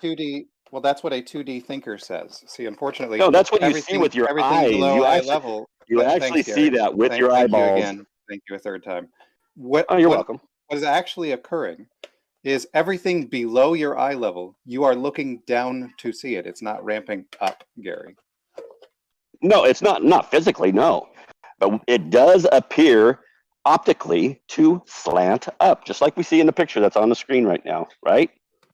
The ground appears to slant up. It's going towards the center of the frame, right? Do you know why it even does that?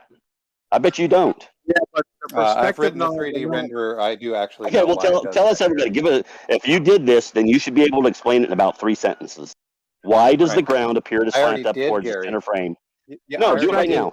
Gary, no, not just one word perspective. I know that you want to talk over me again. Thank you. Thank you for talking over me a third time. All right, guys. Thank you for talking over me a fourth time. He's going to cry. Thank you for talking over me a fifth time. You're going to cry. You're not going to answer the question. Gary, I will if you don't talk. Hold on. I will answer the question if you do Hold on, Doofus. I didn't hear the question. Gary, you want to ask the question again, and then Doofus will answer it uninterrupted. Go ahead.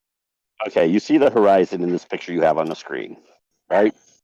Is that the question? You gotta make your point, but because you're gonna want to answer. Because I just want everybody to know we're talking about the picture right now. Make your full point. Yeah, make your full point, full question, and then he'll answer. Okay, so the ground appears to slant upward. It's an apparent optical effect, right? That sounds like a statement, not a question. It's the question is coming right now. If you just be patient, I would have had it out already if you would have just shut up. So you have the optical slant up. That's a term, actually, optical slant. And so now I want Doofus to tell everybody here in 2 or 3 sentences, because he's an expert, why does it appear where it does in your field of view? Why does it appear to slant up? What puts it in that center frame? Okay, so as I already said in this conversation, as well as many people have already heard, everything that's below eye level, you are looking down to see it, which means that if you have a field of view and part of it includes like the middle of that field of view, if it is eye level, then the ground being below eye level is you looking down to see it. That's why people like Gary and whatnot say the ground appears to rise, but it's not. You're looking down at it. I already said this a long time ago. Thanks, Gary. That's a wrong answer. You want me to tell you? No, that's how perspective describes it. But thanks. I want to know what's the mechanism in your eyes that causes it to appear where it does at center frame. Of course it is. We know it's actually just below eye level. So we're not talking about that. What is it that makes it appear in center frame? Why does it not appear at the bottom? Or the top? The fuck, Gary, because that's where you're looking. No, you're looking straight forward. But why does the ground appear to slant up? It's very simple. Right. Everything below eye level, you are looking down to see it. So if you see the ground below eye level, it's because you're looking down, Gary. Okay, you're still wrong. You're not looking down. You're looking at the That's how horizon, so you're looking perspective straight describes it. across, right? But the ground appears, even if you were 10,000 feet up, that ground would appear to slant up steeply, right? But if you're close to the ground, it appears to slant up less steeply, right? But anywhere you're at, if you're 90 degree from your perpendicular looking towards the horizon, the ground will take up the whole bottom half of your field of view. Why? Because your eyesight is and everything below eye level. Again, you're looking down to see it. That's why the ground is there. Oh, but why does it appear in your field of view at center This, frame? this is Hold very that, Leo. Because Leo, everything- hold that. We'll never know something, Leo, please. Right. You're the looking center down. Why frame, does it end up right? at center frame in your field of view? You're looking Gary. down, right? You said that, right? So why does it end up looking at you see the horizon at your center frame, just below eye Right. level, but virtually indistinguishable? Okay. If you're looking at the horizon, that's the direction you're looking. If you're looking at eye level, that is also the direction you're looking.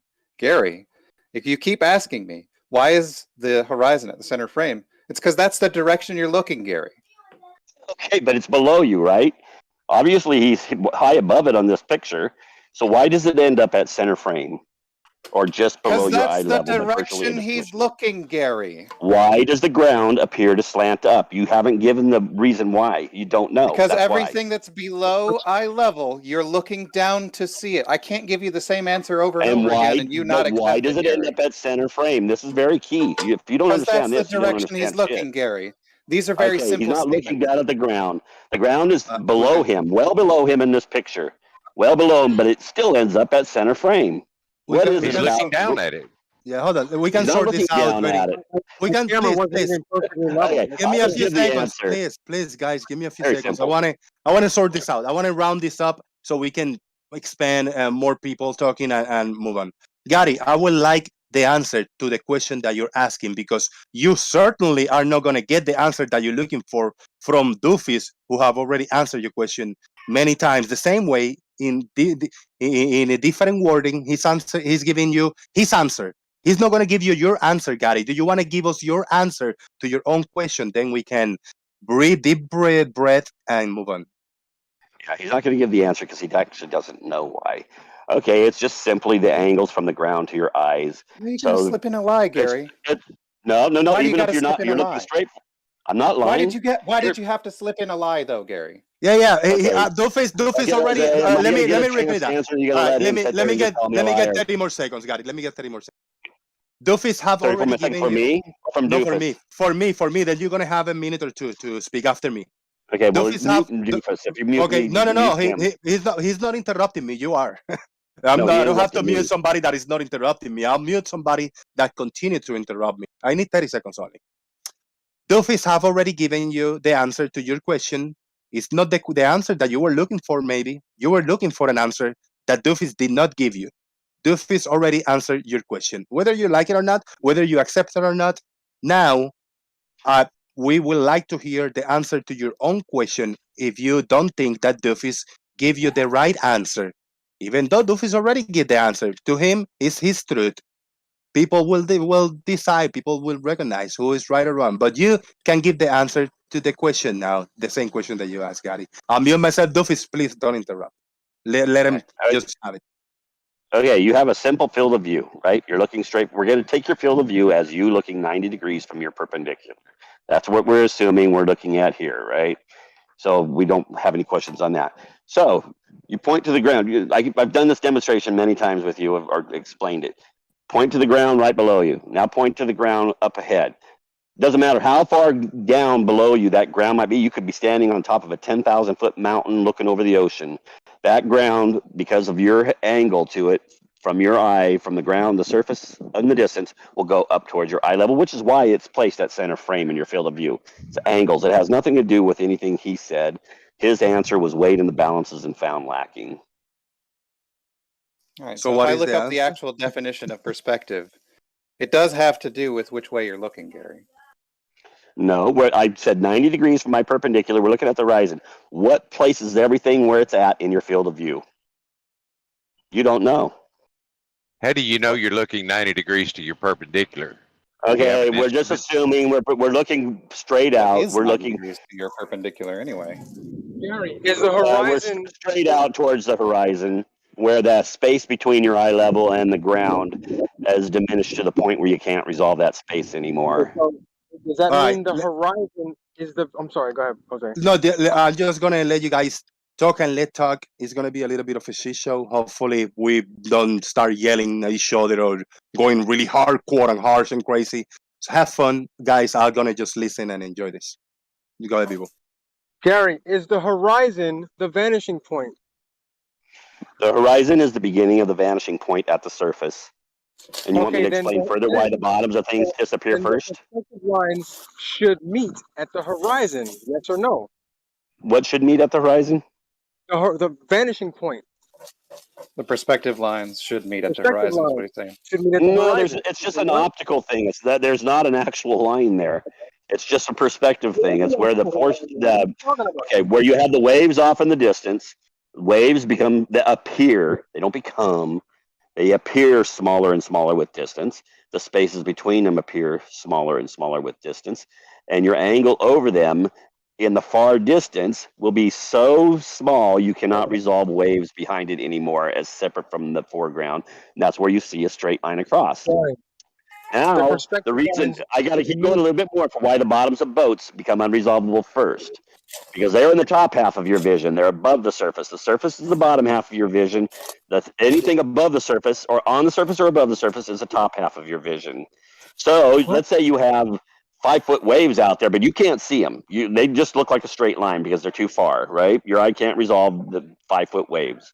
So what happens is if you got the boat going through that zone, and now let's say you got the 6-foot mark on that boat, right? And it just keeps moving past that vanishing zone, and now you can't resolve that part because it's closest to that vanishing zone. And so the boat keeps going, and it keeps going. The whole boat keeps getting smaller, and another slice off the bottom can't be resolved as separate from that water because it's like now you got like a 7-foot. It's like having bigger waves way farther out, but you can't see them because they blend in with the horizon. There's just not Tuffy's enough hot mic. angular Tuffy's hot size. mic. Oh, all right. Sorry. Well, what You if guys can you're go. really high above the waves and above the water? What if what? What if you're really high above the water? It'll be much further, like in this picture. So How And far it'll become more hazy because it's harder to read. It's much more hazy because everything is small. So How- again, you're far? claiming you're not necessarily claiming it, but you're saying it in small words or trying to read between the lines or something. That the horizon should be the vanishing point in perspective. But what I've The demonstrated horizon here is the beginning of the vanishing zone. The zone is at the surface. Gary, you cut me off. What I demonstrated here is that these perspective lines are converging well above the horizon.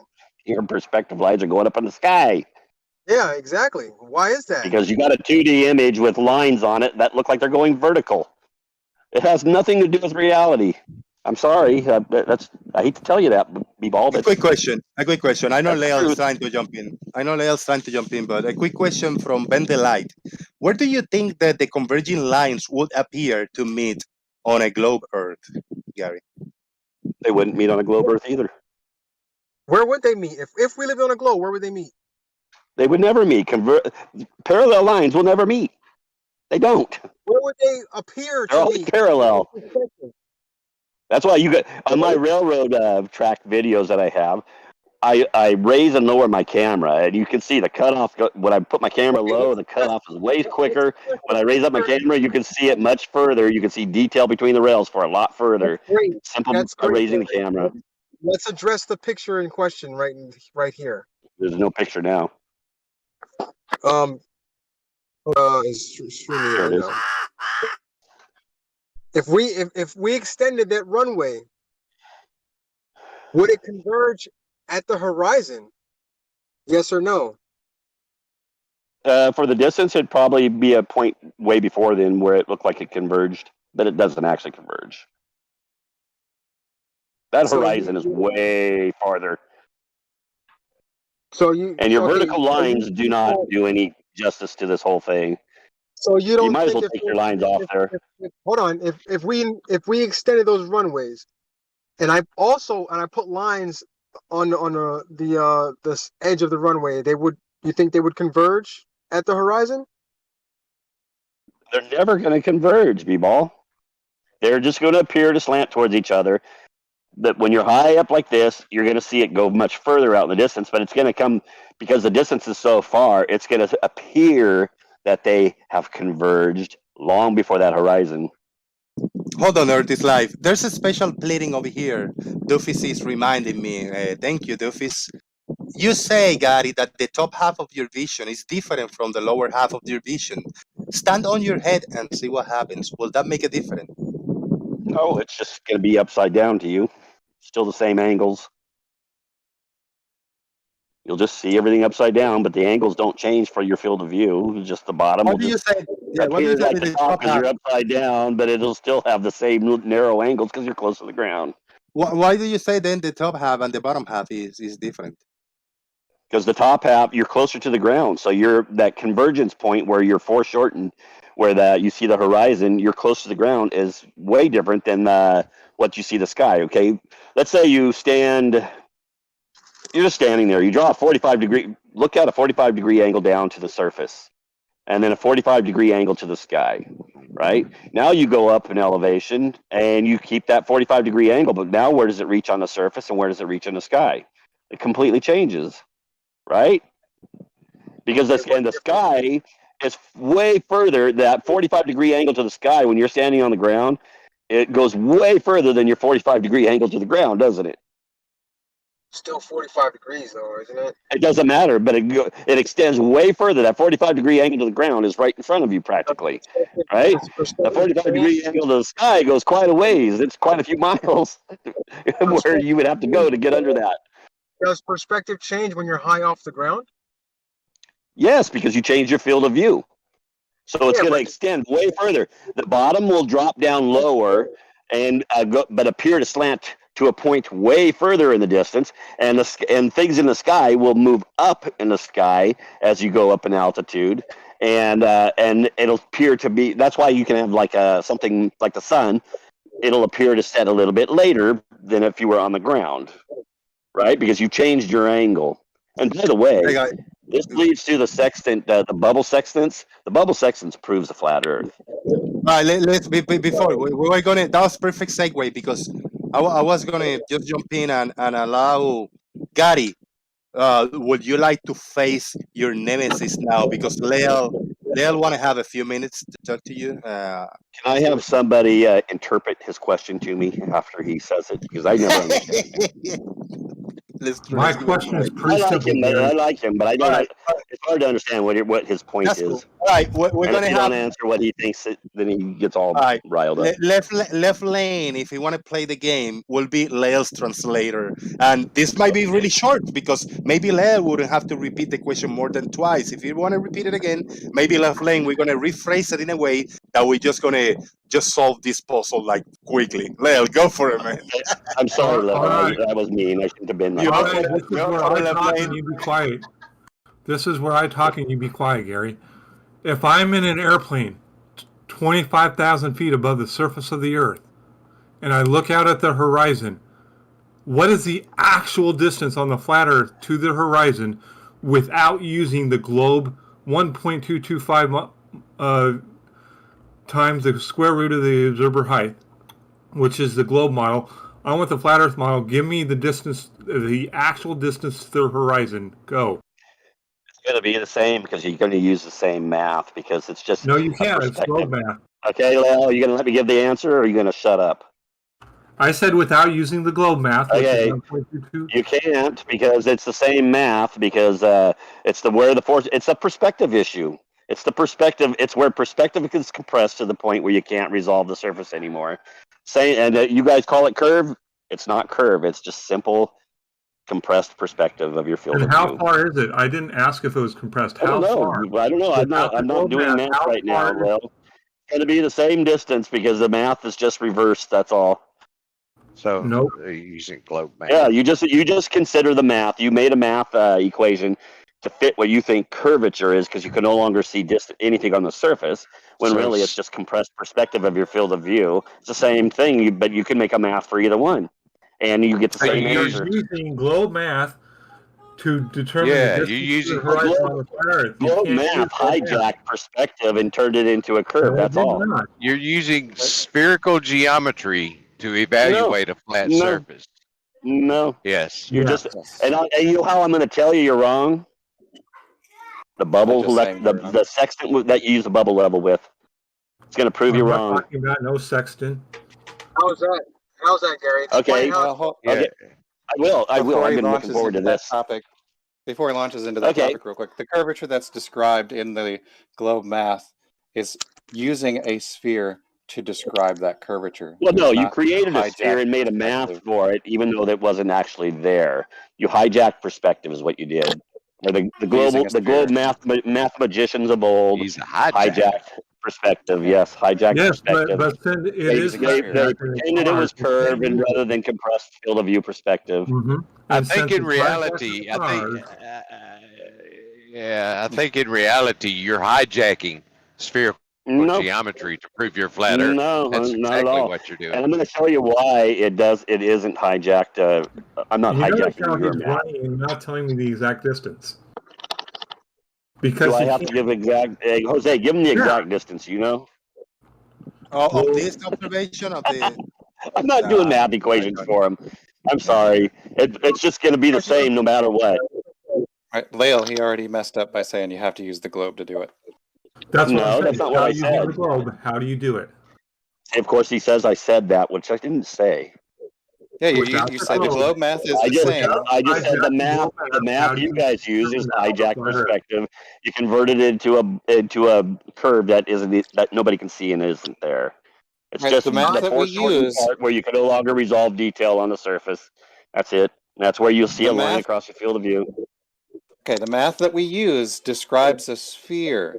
Gary, Well, what you think said it, is I that know the you globe think it does. math, I understand the globe that. math Yeah. is the globe math is the same kind of math you say you would use, but the globe math uses a sphere, Gary.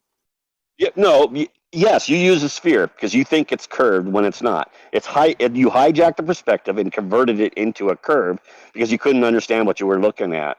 It's simply compressed field of view. That's where the angle is foreshortened to the point where the surface will appear as a line across your field of view. It's an optical limit. You guys pretend it's curved. It's really just foreshortening and compressing. Hold on, guys. Hold on, Leo. Hold on, Earth is live on Leo. Left lane. Go ahead, man. You know you want to say something. Yes. It's interesting that you would use You're roboting. I don't think he can hear us because he's roboting.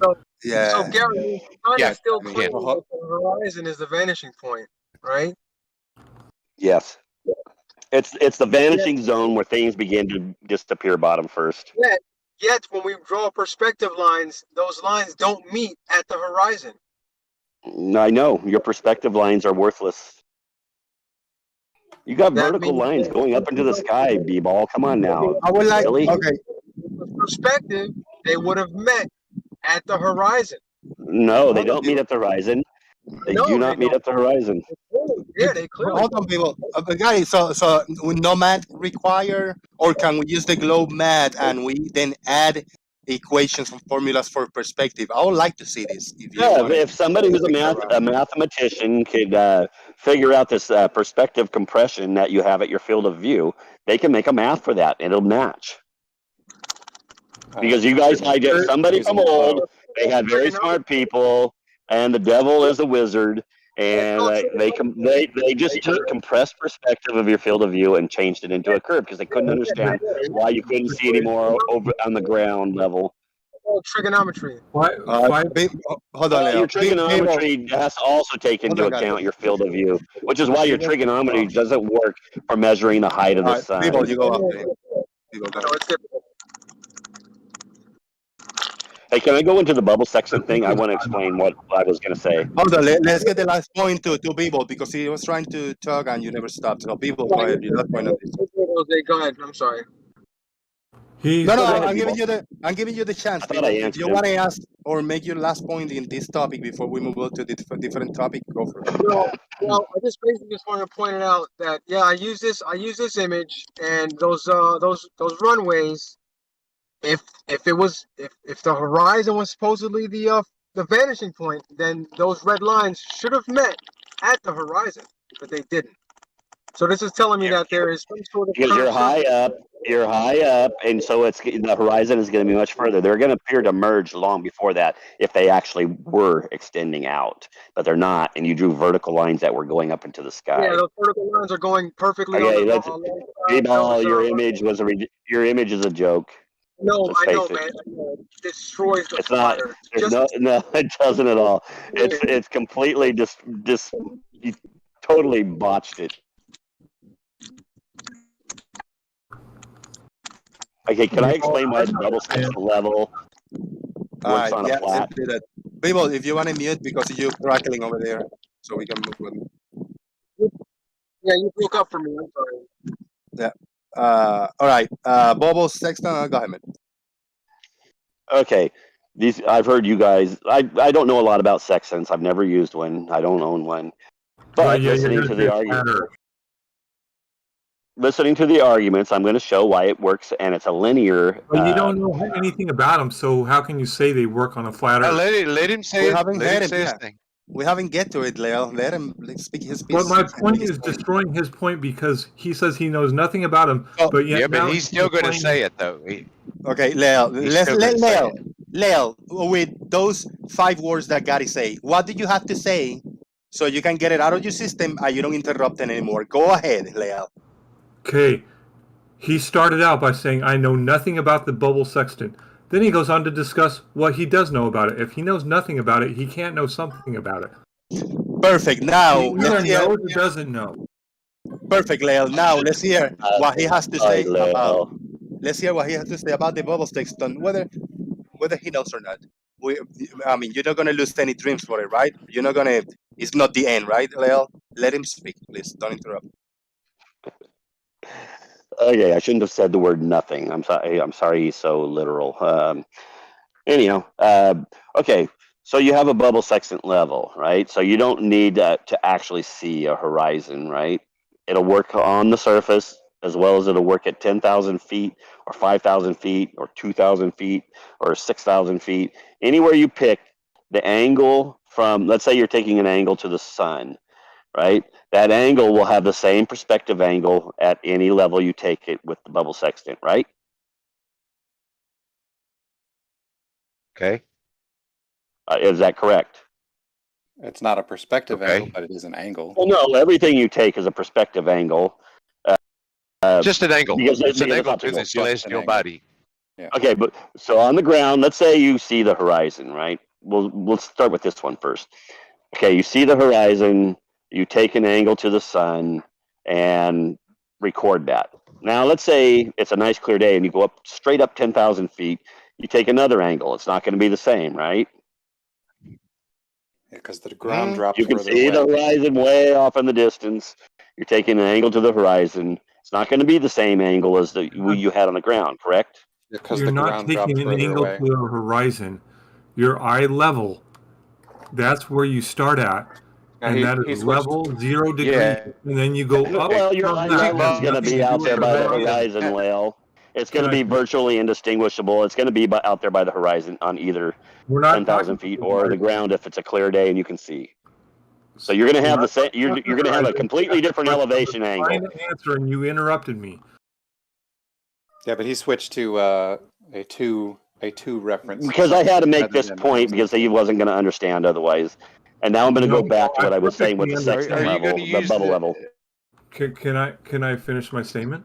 Are you going to use the bubble, or I'm going to the bubble right after Lale finishes his little tirade. Okay. It is a fact with the sextant that the level on the sextant is your eye level, and that is the level plane, and you start at 0 degrees and go up. So it has nothing to do with the horizon. You finished, Lale? Yes, nothing to do with horizon. So if you mention horizon, remember that the sextant has nothing to do with the horizon. No, I had to set the foundation for where it's coming. Gary, this is for your benefit. So Leal already made the point, so there's no need for you to interrupt when if he say horizon again, Leal. Let's get that clear and out of the way. It will not happen. Will not be interruptions by Leal because and if God is a horizon. Thank you. Got to clarify that. Bring it down to earth. All right. Good. Go ahead. Okay, I had to set the foundation by saying the visible horizon on the first thing. Otherwise, it was not going to make sense. Okay, so now you can't see any horizon whatsoever. It's just, but you can see the sun. So you can take that bubble sextant level, right? You create a horizontal, right? And let's say you're still on the boat, and you take the angle to the sun, right? Now let's say you can shoot up 10,000 feet. You use the bubble sextant level still, and you just take an angle to the sun. It's going to be the same as what you had on the ground, right? The angle between the bubble Because it'll be the elevation angle in relation to the horizontal created by the bubble sextant. Right, well, that's where these poorly hand drawn images come in. I was going to bring this up later, but on a bubble sextant, it depends on the bubble sextant you're using. So this one in particular, you're actually measuring the co-altitude angle directly, and it's converting that angle for you on the scale along the bottom. I'm just saying, if you take the elevation angle from the bubble sextant level, you're just taking the elevation angle is all you're doing. If you take it on the ground, it's going to be the angle to the sun in relation to that bubble level sextant will be the same as if you went 10,000 feet up and took that measurement in relation to the sextant bubble level. It'll be the same angle, right?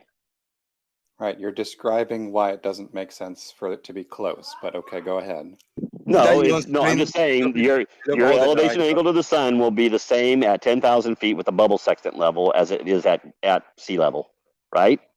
You'll get the same elevation angle over that bubble sextant level, that artificial horizon you create. I think so. Yeah. Okay. I think so. So here's why I'm going to say that perspective is linear, because as you move from the ground up to 10,000 feet, it always has the same elevation angle to that bubble sextant level. Doesn't matter if you're 10,000 feet, 20,000 feet, or sea level, because it's using a level base just like we actually live on, and it's just taking an elevation angle. It's changing the perspective, because if you go up and back to my first part, where if you didn't use the sextant level and it was just actually a visible horizon, that level would change when you went up. All of a sudden, the sun would appear a little bit different angle up in the sky than what it did at the ground. And of course, you have your measurements to adjust for that, right? But we're just talking about how the sextant level actually proves that the Earth is a flat, and all the horizontals it can create from anywhere from sea level to 10,000 feet, you're always going to have the same elevation angle to that bubble sextant level. It's right. Linear. Yep, Gary, what's interesting is that you've gone ahead and disproven that any object that you use for celestial navigation is close enough to where that angle should be different. If you gain altitude, that angle should be different due to perspective. If that object not with a bubble sextant level, because you raised the horizon. Hold on, Gary. I want to hear the end, Gary. Right, because as you raise your altitude, if the angle with respect to your horizontal reference, or the bubble in this case is a vertical reference, if the angle has not changed, but you've changed your position, what you've just confirmed is that the object must be very, very far away. No. Parallel. No, it'll work. It'll work on my 4,000 foot sun, or 4,000 mile sun above the Earth. It'll work on that just the same. It's just a perspective angle, and that's why it works linearly as you go up with the bubble sextant level, because it always keeps the relation of the sun in relation to the horizon. It keeps it the same at any level. What do you mean by linear? What are you talking about? In other words, it just stays the same. It works, the perspective part, it just stays the same. If you take the bubble level at sea level, and then you move up 10,000 feet, either one or anywhere in between, it always has the same angle from the sun to the horizontal that you create with the bubble sextant level. So there's no correlation with the angle to the elevation. No, because you're using a bubble sextant level. Now, if you're That's using not a linear relationship. sure it is. It stays the same. It never changes. Yeah, that You can means just it's not correlated. no, it is correlated with a flat plane because it's always you're creating a flat horizontal, right? When you with your bubble sextant level, you're creating a flat plane to take your elevation angle over, right?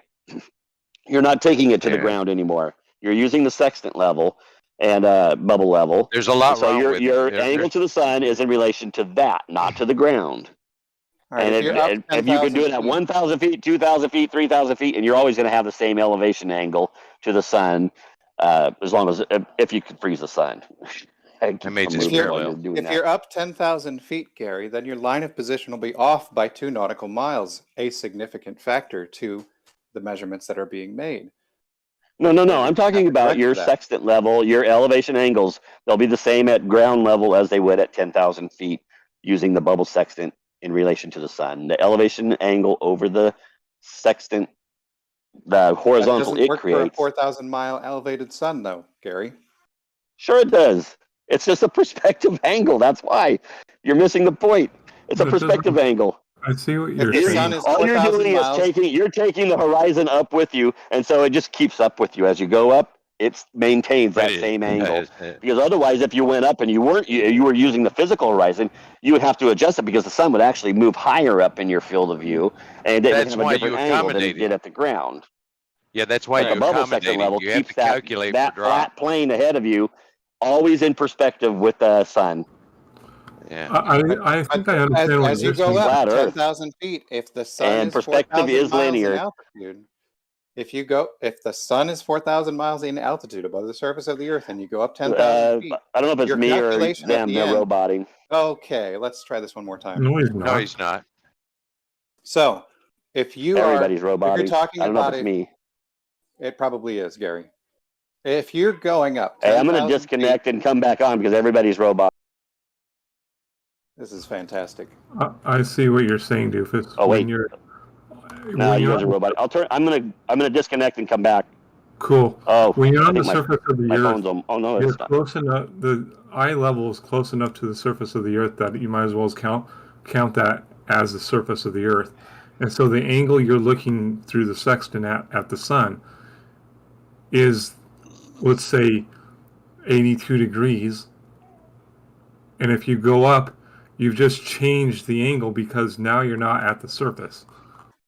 Right. Okay, I mentioned a good 15 minutes ago. The lower reference has changed, so dip correction is why. Let's try this again. Duffy's, make your point so we can take it from there. Now, got his back. Right. If the sun is 4,000 miles above the surface of the Earth, and you gain 10,000 feet of altitude, your correction would, or your measurement would put your line of position off by 2 nautical miles.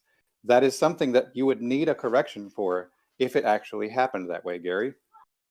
No, the bubble level will keep the perspective the same, so you're going to get the same elevation angle. That's why you can use it for navigation.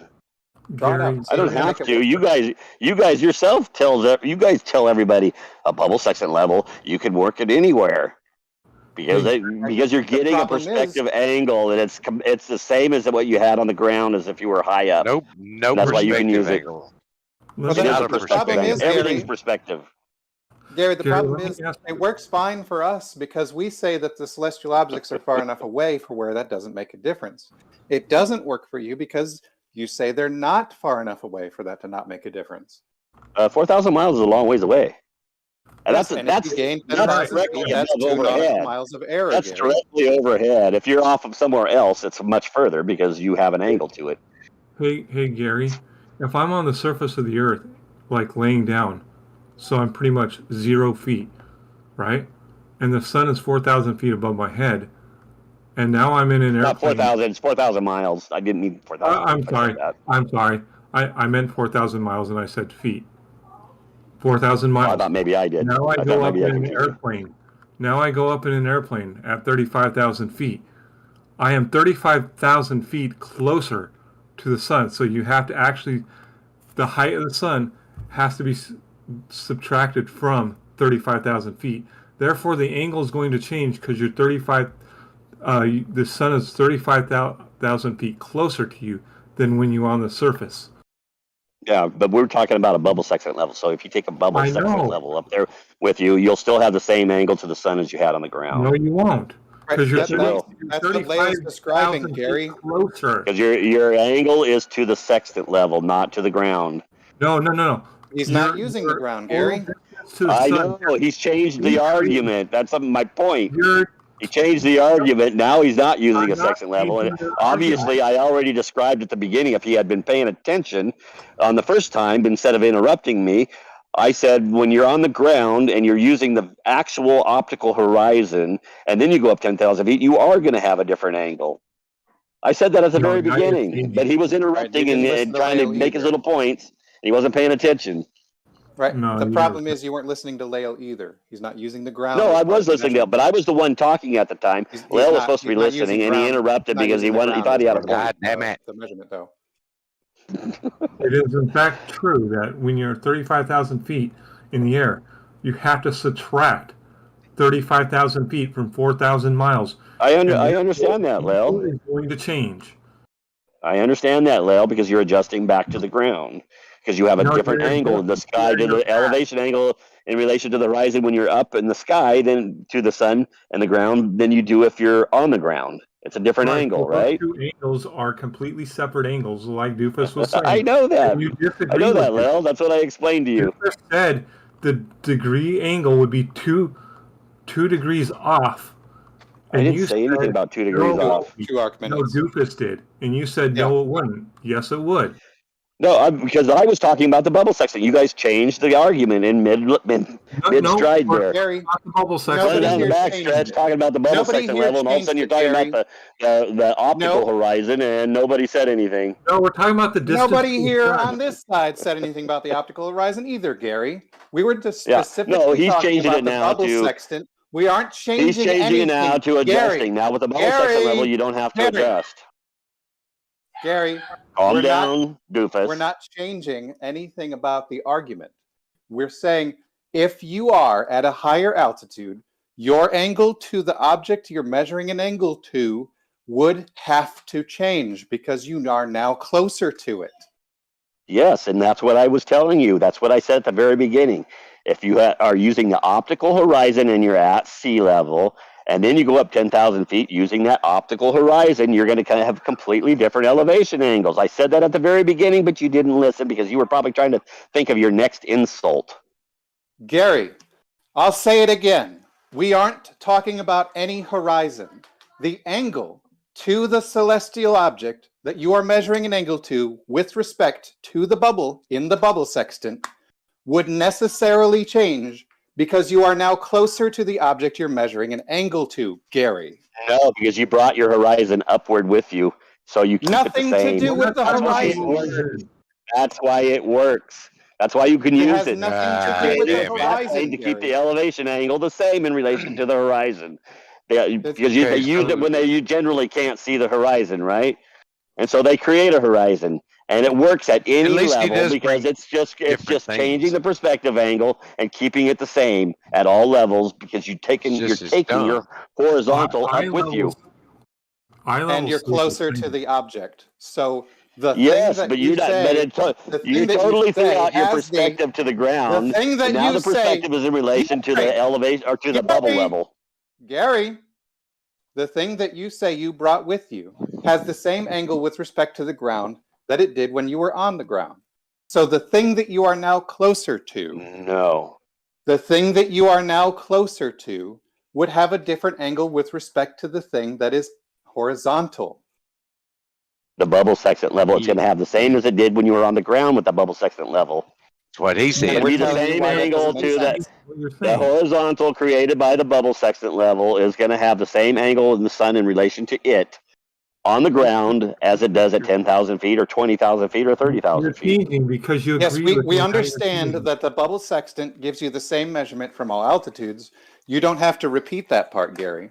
The problem Well, is that's what you're trying that to when say you it gain doesn't. altitude, the thing that you brought with you that has a horizontal or vertical reference in this case for this particular bubble sextant has the same angle as it did when it was on the ground. The thing that you are now Horizontal, measuring right? an angle to Horizontal, with right? respect to The thing that you are Horizontal, right? measuring an angle to with God damn it. the thing that you are measuring with respect to that angle that you brought with The you. horizontal level You you are now, created. Yeah, let's try not to do Gary. that again. Yeah, Gary, don't. You already say it 3 times. Can he just Let's not say do that's that. what it It's the is? same. Because he doesn't want to say No, that. no, no. Well, I Just definitely let him did, say Gary. it You weren't his way. listening. Yeah, let him say his way. You don't have to add that in there. You know you want to, Gary, but let's not do that, please. Right, and as everybody else in the audience may be aware, I did use the words both horizontal and vertical depending on the bubble sextant used. This is the same conversation, Gary. We didn't change conversations just because you wanted to say the word horizontal Okay, 3 times skip the while I was lecture. talking. So let me Skip go your ahead little and finish what I was lecture and saying. go on and finish So your let me point. go ahead and finish what Go I was ahead. I've been saying. waiting Here we patiently. go. The You're more We're giving me gonna a just little keep interruptions, the doing more lecture. it's this. gonna take. Let's The more just keep interruptions, this party going. the more it's gonna take, Gary. So let's not do it. All I'll right. just tell him to skip the lecture and just Oh, go I'm on. happy. I'm happy to keep listening until he get the point out. But if you keep interrupting, he will continue to do it. I'm giving him the green light to do that. So let's not interrupt him. He will get it out, and that's it. And then it's your turn after him, not in between him. You don't have to add colorful commentary. You don't have to add what you want him to say. He Halfway can done with just his say it. explanation Let's try if you now. wouldn't have kept giving me Go another ahead. Give me the lecture. try of the office. This Go, is go why I ahead. Yeah, don't I come on would your have been show, done if you Jose. didn't interrupt, Gary. That's the point. All right, so now let's try this again. The angle reference that you brought with you, whether it's horizontal or vertical, depending on which bubble sextant you happen to have, that reference is going to be the same angle it was while you're on the ground as it is in the air. But the object that you're measuring an angle to with respect to that same angle that you brought with you would necessarily change because you are now closer to that object you're measuring an angle to, Gary.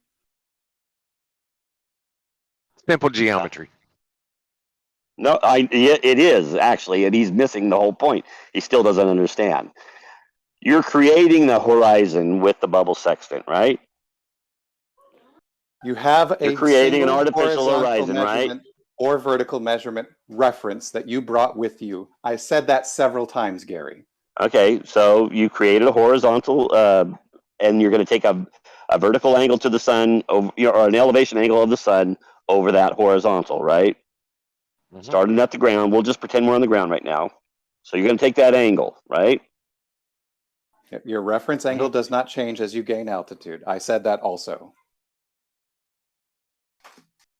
So anyhow, okay, you go up, and now here's what the horizontal thing is going to do. As you go up, let's pretend you're not using that right now, because you know that elevation angle to the sun would change in relation to the real horizon, the optical one that we see. So, but because, and so it would actually move upward in the sky somewhat as we went up in elevation because we changed our field of view. But when you take that bubble sextant up with you, it actually keeps that relationship the same because the bubble level now it's an elevation over the bubble level, and so it stays the same. No matter what elevation you go to, you're going to get the same elevation angle over the horizontal created by the bubble sextant. No matter how high or how low you are, you're going to get the same angle. It's a perspective angle, and it's linear. It works at all points on the mountain: 1,000, 2,000, 3,000, 10,000. It's always the same. It's going to keep it the same if you can keep the sun from moving. All right, Gary, you said that if you gain altitude, things in the sky would have a higher angle. Why? Yes, but you're also to the ground, but you're bringing up the ground by bringing up your bubble level. You're creating a new ground, a new horizontal. And so the perspective then is to that, not to the ground anymore. It's still to that sextant level, and it's going to remain the same at any elevation. Okay, so you're going to saying have the same elevation angle over that bubble sextant level at 10,000 feet as you did at the ground. All right, so you're saying the ground drops away as you gain altitude. Thank you, Gary. The ground, but we're not using the ground, we're using the bubble. So it keeps the perspective the same as you go up. Even though the sun is going to move up if you normally go up, just with the normal angle to the sun if you weren't using that bubble sextant. But that bubble sextant is going to create the horizon to keep that elevation angle to the sun the same at any elevation. That's why you can use it. That's why the bubble sextant is usable for navigation. So here comes the fun part, Gary. If you draw out a triangle, there's a line between you, where the object can be observed at zenith, you presuppose is a horizontal line, and a line from you to the celestial object, and a line down, completing the triangle. Now, if you gain altitude and your lower reference you brought with you is always horizontal, how is it that that triangle does not change shape as you get closer to that object? Because you're bringing up the horizontal you created with the bubble level with you. And But you're now so closer even though to the one sun end of the moves up triangle. naturally, you're bringing the horizon up too, so it keeps it at the same angle. You say you keep the same triangle. That's why it works. Why do you think people can use those things? Gary, Because it keeps it the same. Gary, you're gaining altitude. I know. The leg that is farthest from you, that is between the object you're measuring angle to and your horizontal reference, that leg would shorten. No, it's That just would going to change keep it the the angle. same. No matter what elevation you go to, it's going to keep it the same in relation to the sun. You're going to have the same elevation angle over that horizontal you create with your bubble section. Not on a 4,000 mile sun. Right. On if any you gain distant 2 sun. miles of altitude, then the They have to leg be- that's farthest from you would have 2 miles less on it. The triangle would necessarily change shape. No, it's not going to change shape. The horizontal is the bubble section You've level. gained altitude. And you just Gary. got the only other thing you're measuring there is an elevation He's broke, angle. man. No, what else are you measuring with a sextant? All you're measuring is an angle. elevation angle. That's it. Nothing else. Right, but the curious That's thing why you about can't that do is if you shit try with to it. drag, It's a perspective angle, and you have to have all the other information when you're traveling. Time, what latitude you're on, a bunch of other stuff. In other words, you can't do shit with just an angle, but the elevation angle will be the same if you use the bubble sextant level at any elevation. It'll remain the Gary, same perspectively. And that's why you can use it. You're going to take a 30-degree angle to the sun when you're at 10,000 feet with that sextant level, and you're going to take that 30-degree angle to the sun with the sextant at the sea level. You're going to get the same angle to the sun. So you can go to all your other information because you're going to use that 30-degree angle to the sun or 40-degree, whatever you want to make it. Gary, this is why It's you going to opened remain the with. same. And now you just need all your information. He's hoping I'll forget. Gary, the reason why you opened up with, I don't know anything about this topic, you should have gone with that because you said some of the pieces of information that you need is, one of those pieces of information you listed was your latitude. The entire purpose of this exercise is to determine your latitude. You don't know that, Gary. You have to know, let's say you're taking angles to the star, you have to know the time of the day. You got to know a whole bunch of shit. You can't just take an angle. You don't. I can give you a sextant, and you can go have stand in the middle of the ocean on the Just deck of a time. boat, and you won't know where you're at. Great. Time is all That's you sad. I need, don't need Gary. to know the time because I can do it any time of You would day. have to know all those other things. You can't do it with just an angle. All a sextant does is give you an elevation angle. That's all it's doing. I don't need to know Right, time. if you don't have time, Lael, the best you can do is find out your latitude. You can't really do a good longitude without a good time source. Great. If I'm just getting an elevation angle, I mean, I can put a stick in the ground and get an angle to the sun from the stick, and I don't need to know what time it is to do that. Yeah, that's Yeah, gonna help but you you with can't. I didn't say you can't use did. that for I said for navigation either. navigation, you have to know all that other stuff. But all you're doing with the sextant is time is taking it? an elevation angle, and with the bubble sextant, when you can't see the horizon, you're creating that horizon, and it's going to have the same elevation angle to that bubble sextant horizontal at any elevation. That's all you wanted anyhow, is that perspective angle. That angle to the sun, the elevation angle is all you wanted, or to a star, whatever it is. That's all you wanted was that elevation angle. Now you take all your other information. To keep that elevation angle the same at all altitudes, whether it's ground level or 10,000 feet up, you use a bubble sextant level to keep that if you can't see the horizon. Right, which disproves the fact that the sun is 4,000 No, miles above. it's linear. That's why it works, because it works linearly. It's just going to remain the same with movement. Just like when you're driving down the road, everything opens up before you at a nice Right, rate, so- just perfect, right? And it's So like it apart from- unfolds in front of you, and if you're moving away from it, it just folds back in perfectly. Same with going up and down.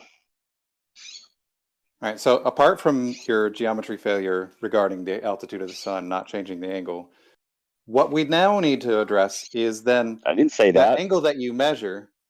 The angle that you measure, you then use that to find the co-altitude angle or directly measure it in the case of some bubble sextants. The co-altitude angle times 60 nautical miles gives you Co-altitude of the what? distance, gives you the distance to the GP of the object in question, or subsolar point. Okay, we're not even talking about that. We're talking about, I'm simply talking about how your elevation angle remains the same with a bubble sextant at any altitude.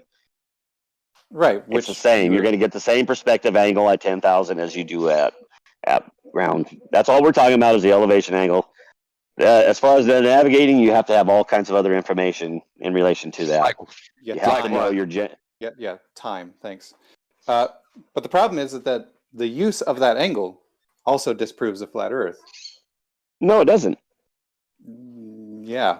If you have a linear relationship between the distance to the object and the co-altitude angle, that doesn't fit a flat surface, Gary. The fact that the angle stays linear with your bubble sextant, you just move up and down, it's always going to have the same angle to that bubble sextant. How does that have anything to do with the surface? If you go halfway up, it only changed so much in its elevation in the sky. If you go up 10,000, it changed a little more, but your bubble sextant, you're bringing it with you. How does that have anything to do with the surface? Because it's a flat, you're creating a flat horizontal to measure that angle to. So what? So what? That's why it works at 10,000 feet or ground level, because the ground is flat. The whole thing is 90 degrees. It all works perfect. Horizontal is 90 degrees to plumb. So long as objects fall. Plumb is to the center of the Earth. So when objects I know the fall, standard dumb globe answer. If we know that objects fall, I'm gonna go in. I'm gonna go eat my dinner. It's getting late, and I got a real early morning. I gotta go. I'll talk about this another day. You're afraid to listen to this. Okay, I know that's a standard answer you're gonna say, Jose. I'm not afraid at all. If I was afraid, I wouldn't have come on the show, Jose. But you know what? I got to get up early in the morning. I got to get up at 3:30 in the morning. I got to go eat my dinner. And I got to get my lunch ready for tomorrow. And I got a shitload of stuff to do. I got to finish my laundry. I got to go. I only have so much time. I don't have. My life isn't devoted to your show, Jose. All right. So if I give you I spend time when I can, but it has to cut off at some point. Otherwise, it goes on and on for hours. You have to pick up. You just finally have to say, "I got to go." Make the last point, Gary. So before you go. I already made my last point. The bubble sextant keeps the elevation angle to the sextant the same at any elevation. It proves a flat Earth because it creates a flat horizontal. Has nothing to do with the surface. Sure, it does. My point proving that he spoke three rants before you left, Gary, and you didn't have time to. One of those 15 seconds window in between what you had to say, you couldn't listen to his last point. Okay, Jose, your show is worthless without guys like me or Lemons or Brian coming on. Today we were going to learn a lot about moping, and half the time you don't know what to say. You guys get quiet because you guys need people like me. I had a good but you want to be an asshole, and that's why I don't like to come on your show, Jose, because you're just an ass. You're no different than like FTFE. You're the same. You proven the point. Hey, you have a good night. You have a good night. You can talk about me. I'll listen in, but I got to go about doing my stuff. I'm going in the house. I'm not going to sit here talking while I'm in the house doing my stuff. But I'm standing here. Have a nice night. Beautiful flat Earth we live on. Beautiful flat Earth. Jose, I gotta go, but I'll stay here and argue about me going for the next half hour. Oh, doofus, I feel like I should get it out anyway, but as long as objects have a direction in which they fall, the surface of the Earth doesn't have to be any shape in order for you to have a horizontal reference. It can be anything. You can stand on a hill, a curved surface, and it would still give you a horizontal reference. He acts like if you stand on a hill, sextants suddenly stop working. Hey, doofus. Yeah. Look at my screen share really quick. I want to show you something. It's interesting. I will look. Okay, so if we were to say the Earth is flat, I don't actually believe that, but for this discussion, the first number A represents 4,000 miles in feet. Okay. Mhm. The second number is the distance from 35 degrees latitude to the subsolar point at 23 and a half degrees north in feet. Okay, look at the angle. Yep. Okay.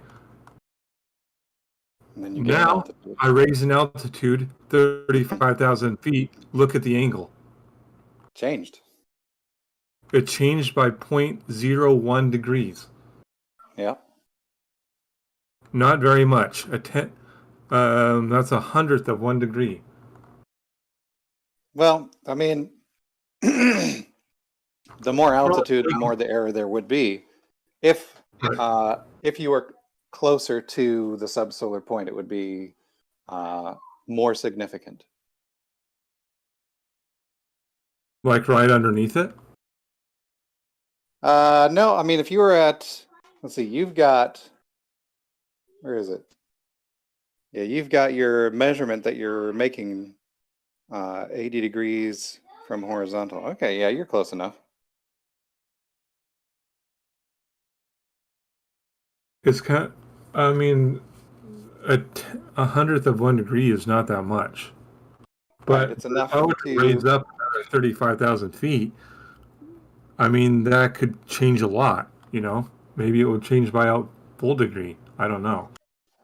Not a whole degree, but Gary isn't necessarily wrong in what he's saying. yes, see that 1/100th of 1 degree is almost, well, it's just above rounding error for 1 nautical mile. So if you gain 35,000 feet in altitude, that would be significant to the method being used. So you're saying 1/100th of a degree is a nautical mile?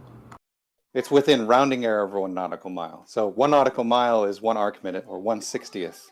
1/100th of a degree is greater than the rounding error, which would be 1/120th. 1/120th would round up to 1/60th if you were in increments of 1/60th. Yeah, but the elephant in the room on this one is what he's talking about has nothing to do with the surface. Right. And he says it proves a flat surface. Right. And him saying that they have to be the same angle at all altitudes disproves that the objects that we're measuring an angle to are close. But of course, I think the most frustrating thing is he keeps on bringing in the word horizon when we're not even talking about horizons. You don't have to have you don't have to account for where the sky and land or water meet when you're talking about these angles. Well, when he was talking about horizon in the most recent tirade, he said you bring your horizon with you. What he means by that is you bring the bubble with you. That's what he actually meant by that. Yeah. Well, then he should leave out the word horizon and actually say what he means. Because when he says horizon, I take it as word maybe that he doesn't know what he means, Leo. Maybe he's just so confused, because Gary. I actually have a question. I actually have another question. If angle A is represented as the altitude angle, what is angle B considered? Co-altitude would be equal to that, assuming a flat surface. When you say co-altitude, what do you mean? Co-altitude angle is just 90 degrees minus your altitude angle. Okay. Right. Now, the words I used there were very specific. I said that they would be equal, not that they are the same angle, because they're not at the same location. The co-altitude angle is between zenith and the line of sight to the celestial object.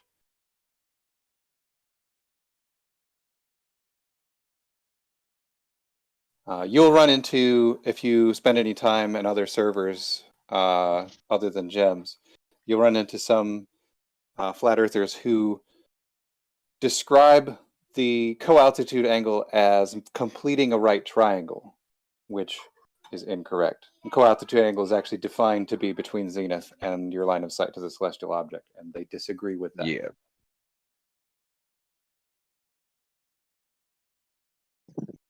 Should we do a round of final thoughts before we start pouring rain over here?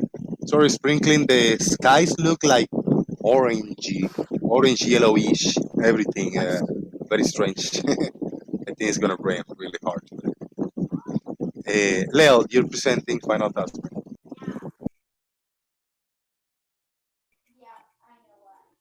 Thought is, the Earth is in fact a rotating, revolving around the sun sphere, and no argument a flat earther can bring will ever change the absolute truth. Thank you. Doofus, final thoughts? Oh, I was unmuted the whole time. All right. Yeah, there's nothing new under the flat Earth banner. It's usually the same old misunderstandings warmed over and put in a different way sometimes. Curious, like aircraft can't, or aircraft are supposed to dip their nose, or submarines are supposed to dip their noses. They're the same argument, but put two different ways. So just watch out for that. But in this case, Gary's saying the triangle wouldn't change shape if you shorten one of the legs is hilarious. I love it. The Earth is a sphere. Thanks. Thank you. Left lane, final thoughts. I don't know, Jose. I keep missing your show, man. I've got to get my notifications set up on this new phone. But enjoyed it as always. Thanks. Thank you very much. Thank you very much to Gary who was here hanging out. Hopefully he'll return the visit again. Thank you everybody that came in and had to leave on Discord. Thank you everybody on YouTube land. I appreciate everybody's support for coming in, hanging out in the chat box, hitting the thumbs up, super chatting, and all the good shenanigans. Check on the links on the description box. How to support, make sure that the bell notification icon is on and you are subscribed. And keep an eye on the boom. Hopefully we'll go back again to do the Froggy Derp show early in the mornings. I got a lot of derp to talk about and a lot of staring to the ether and a lot of sips of cup of tea drink and talk a lot of nonsense and insult you guys in the Froggy Derp show early in the mornings. Thank you very much everybody. Stay safe out there, stay dry. JG out. Boom. Boom.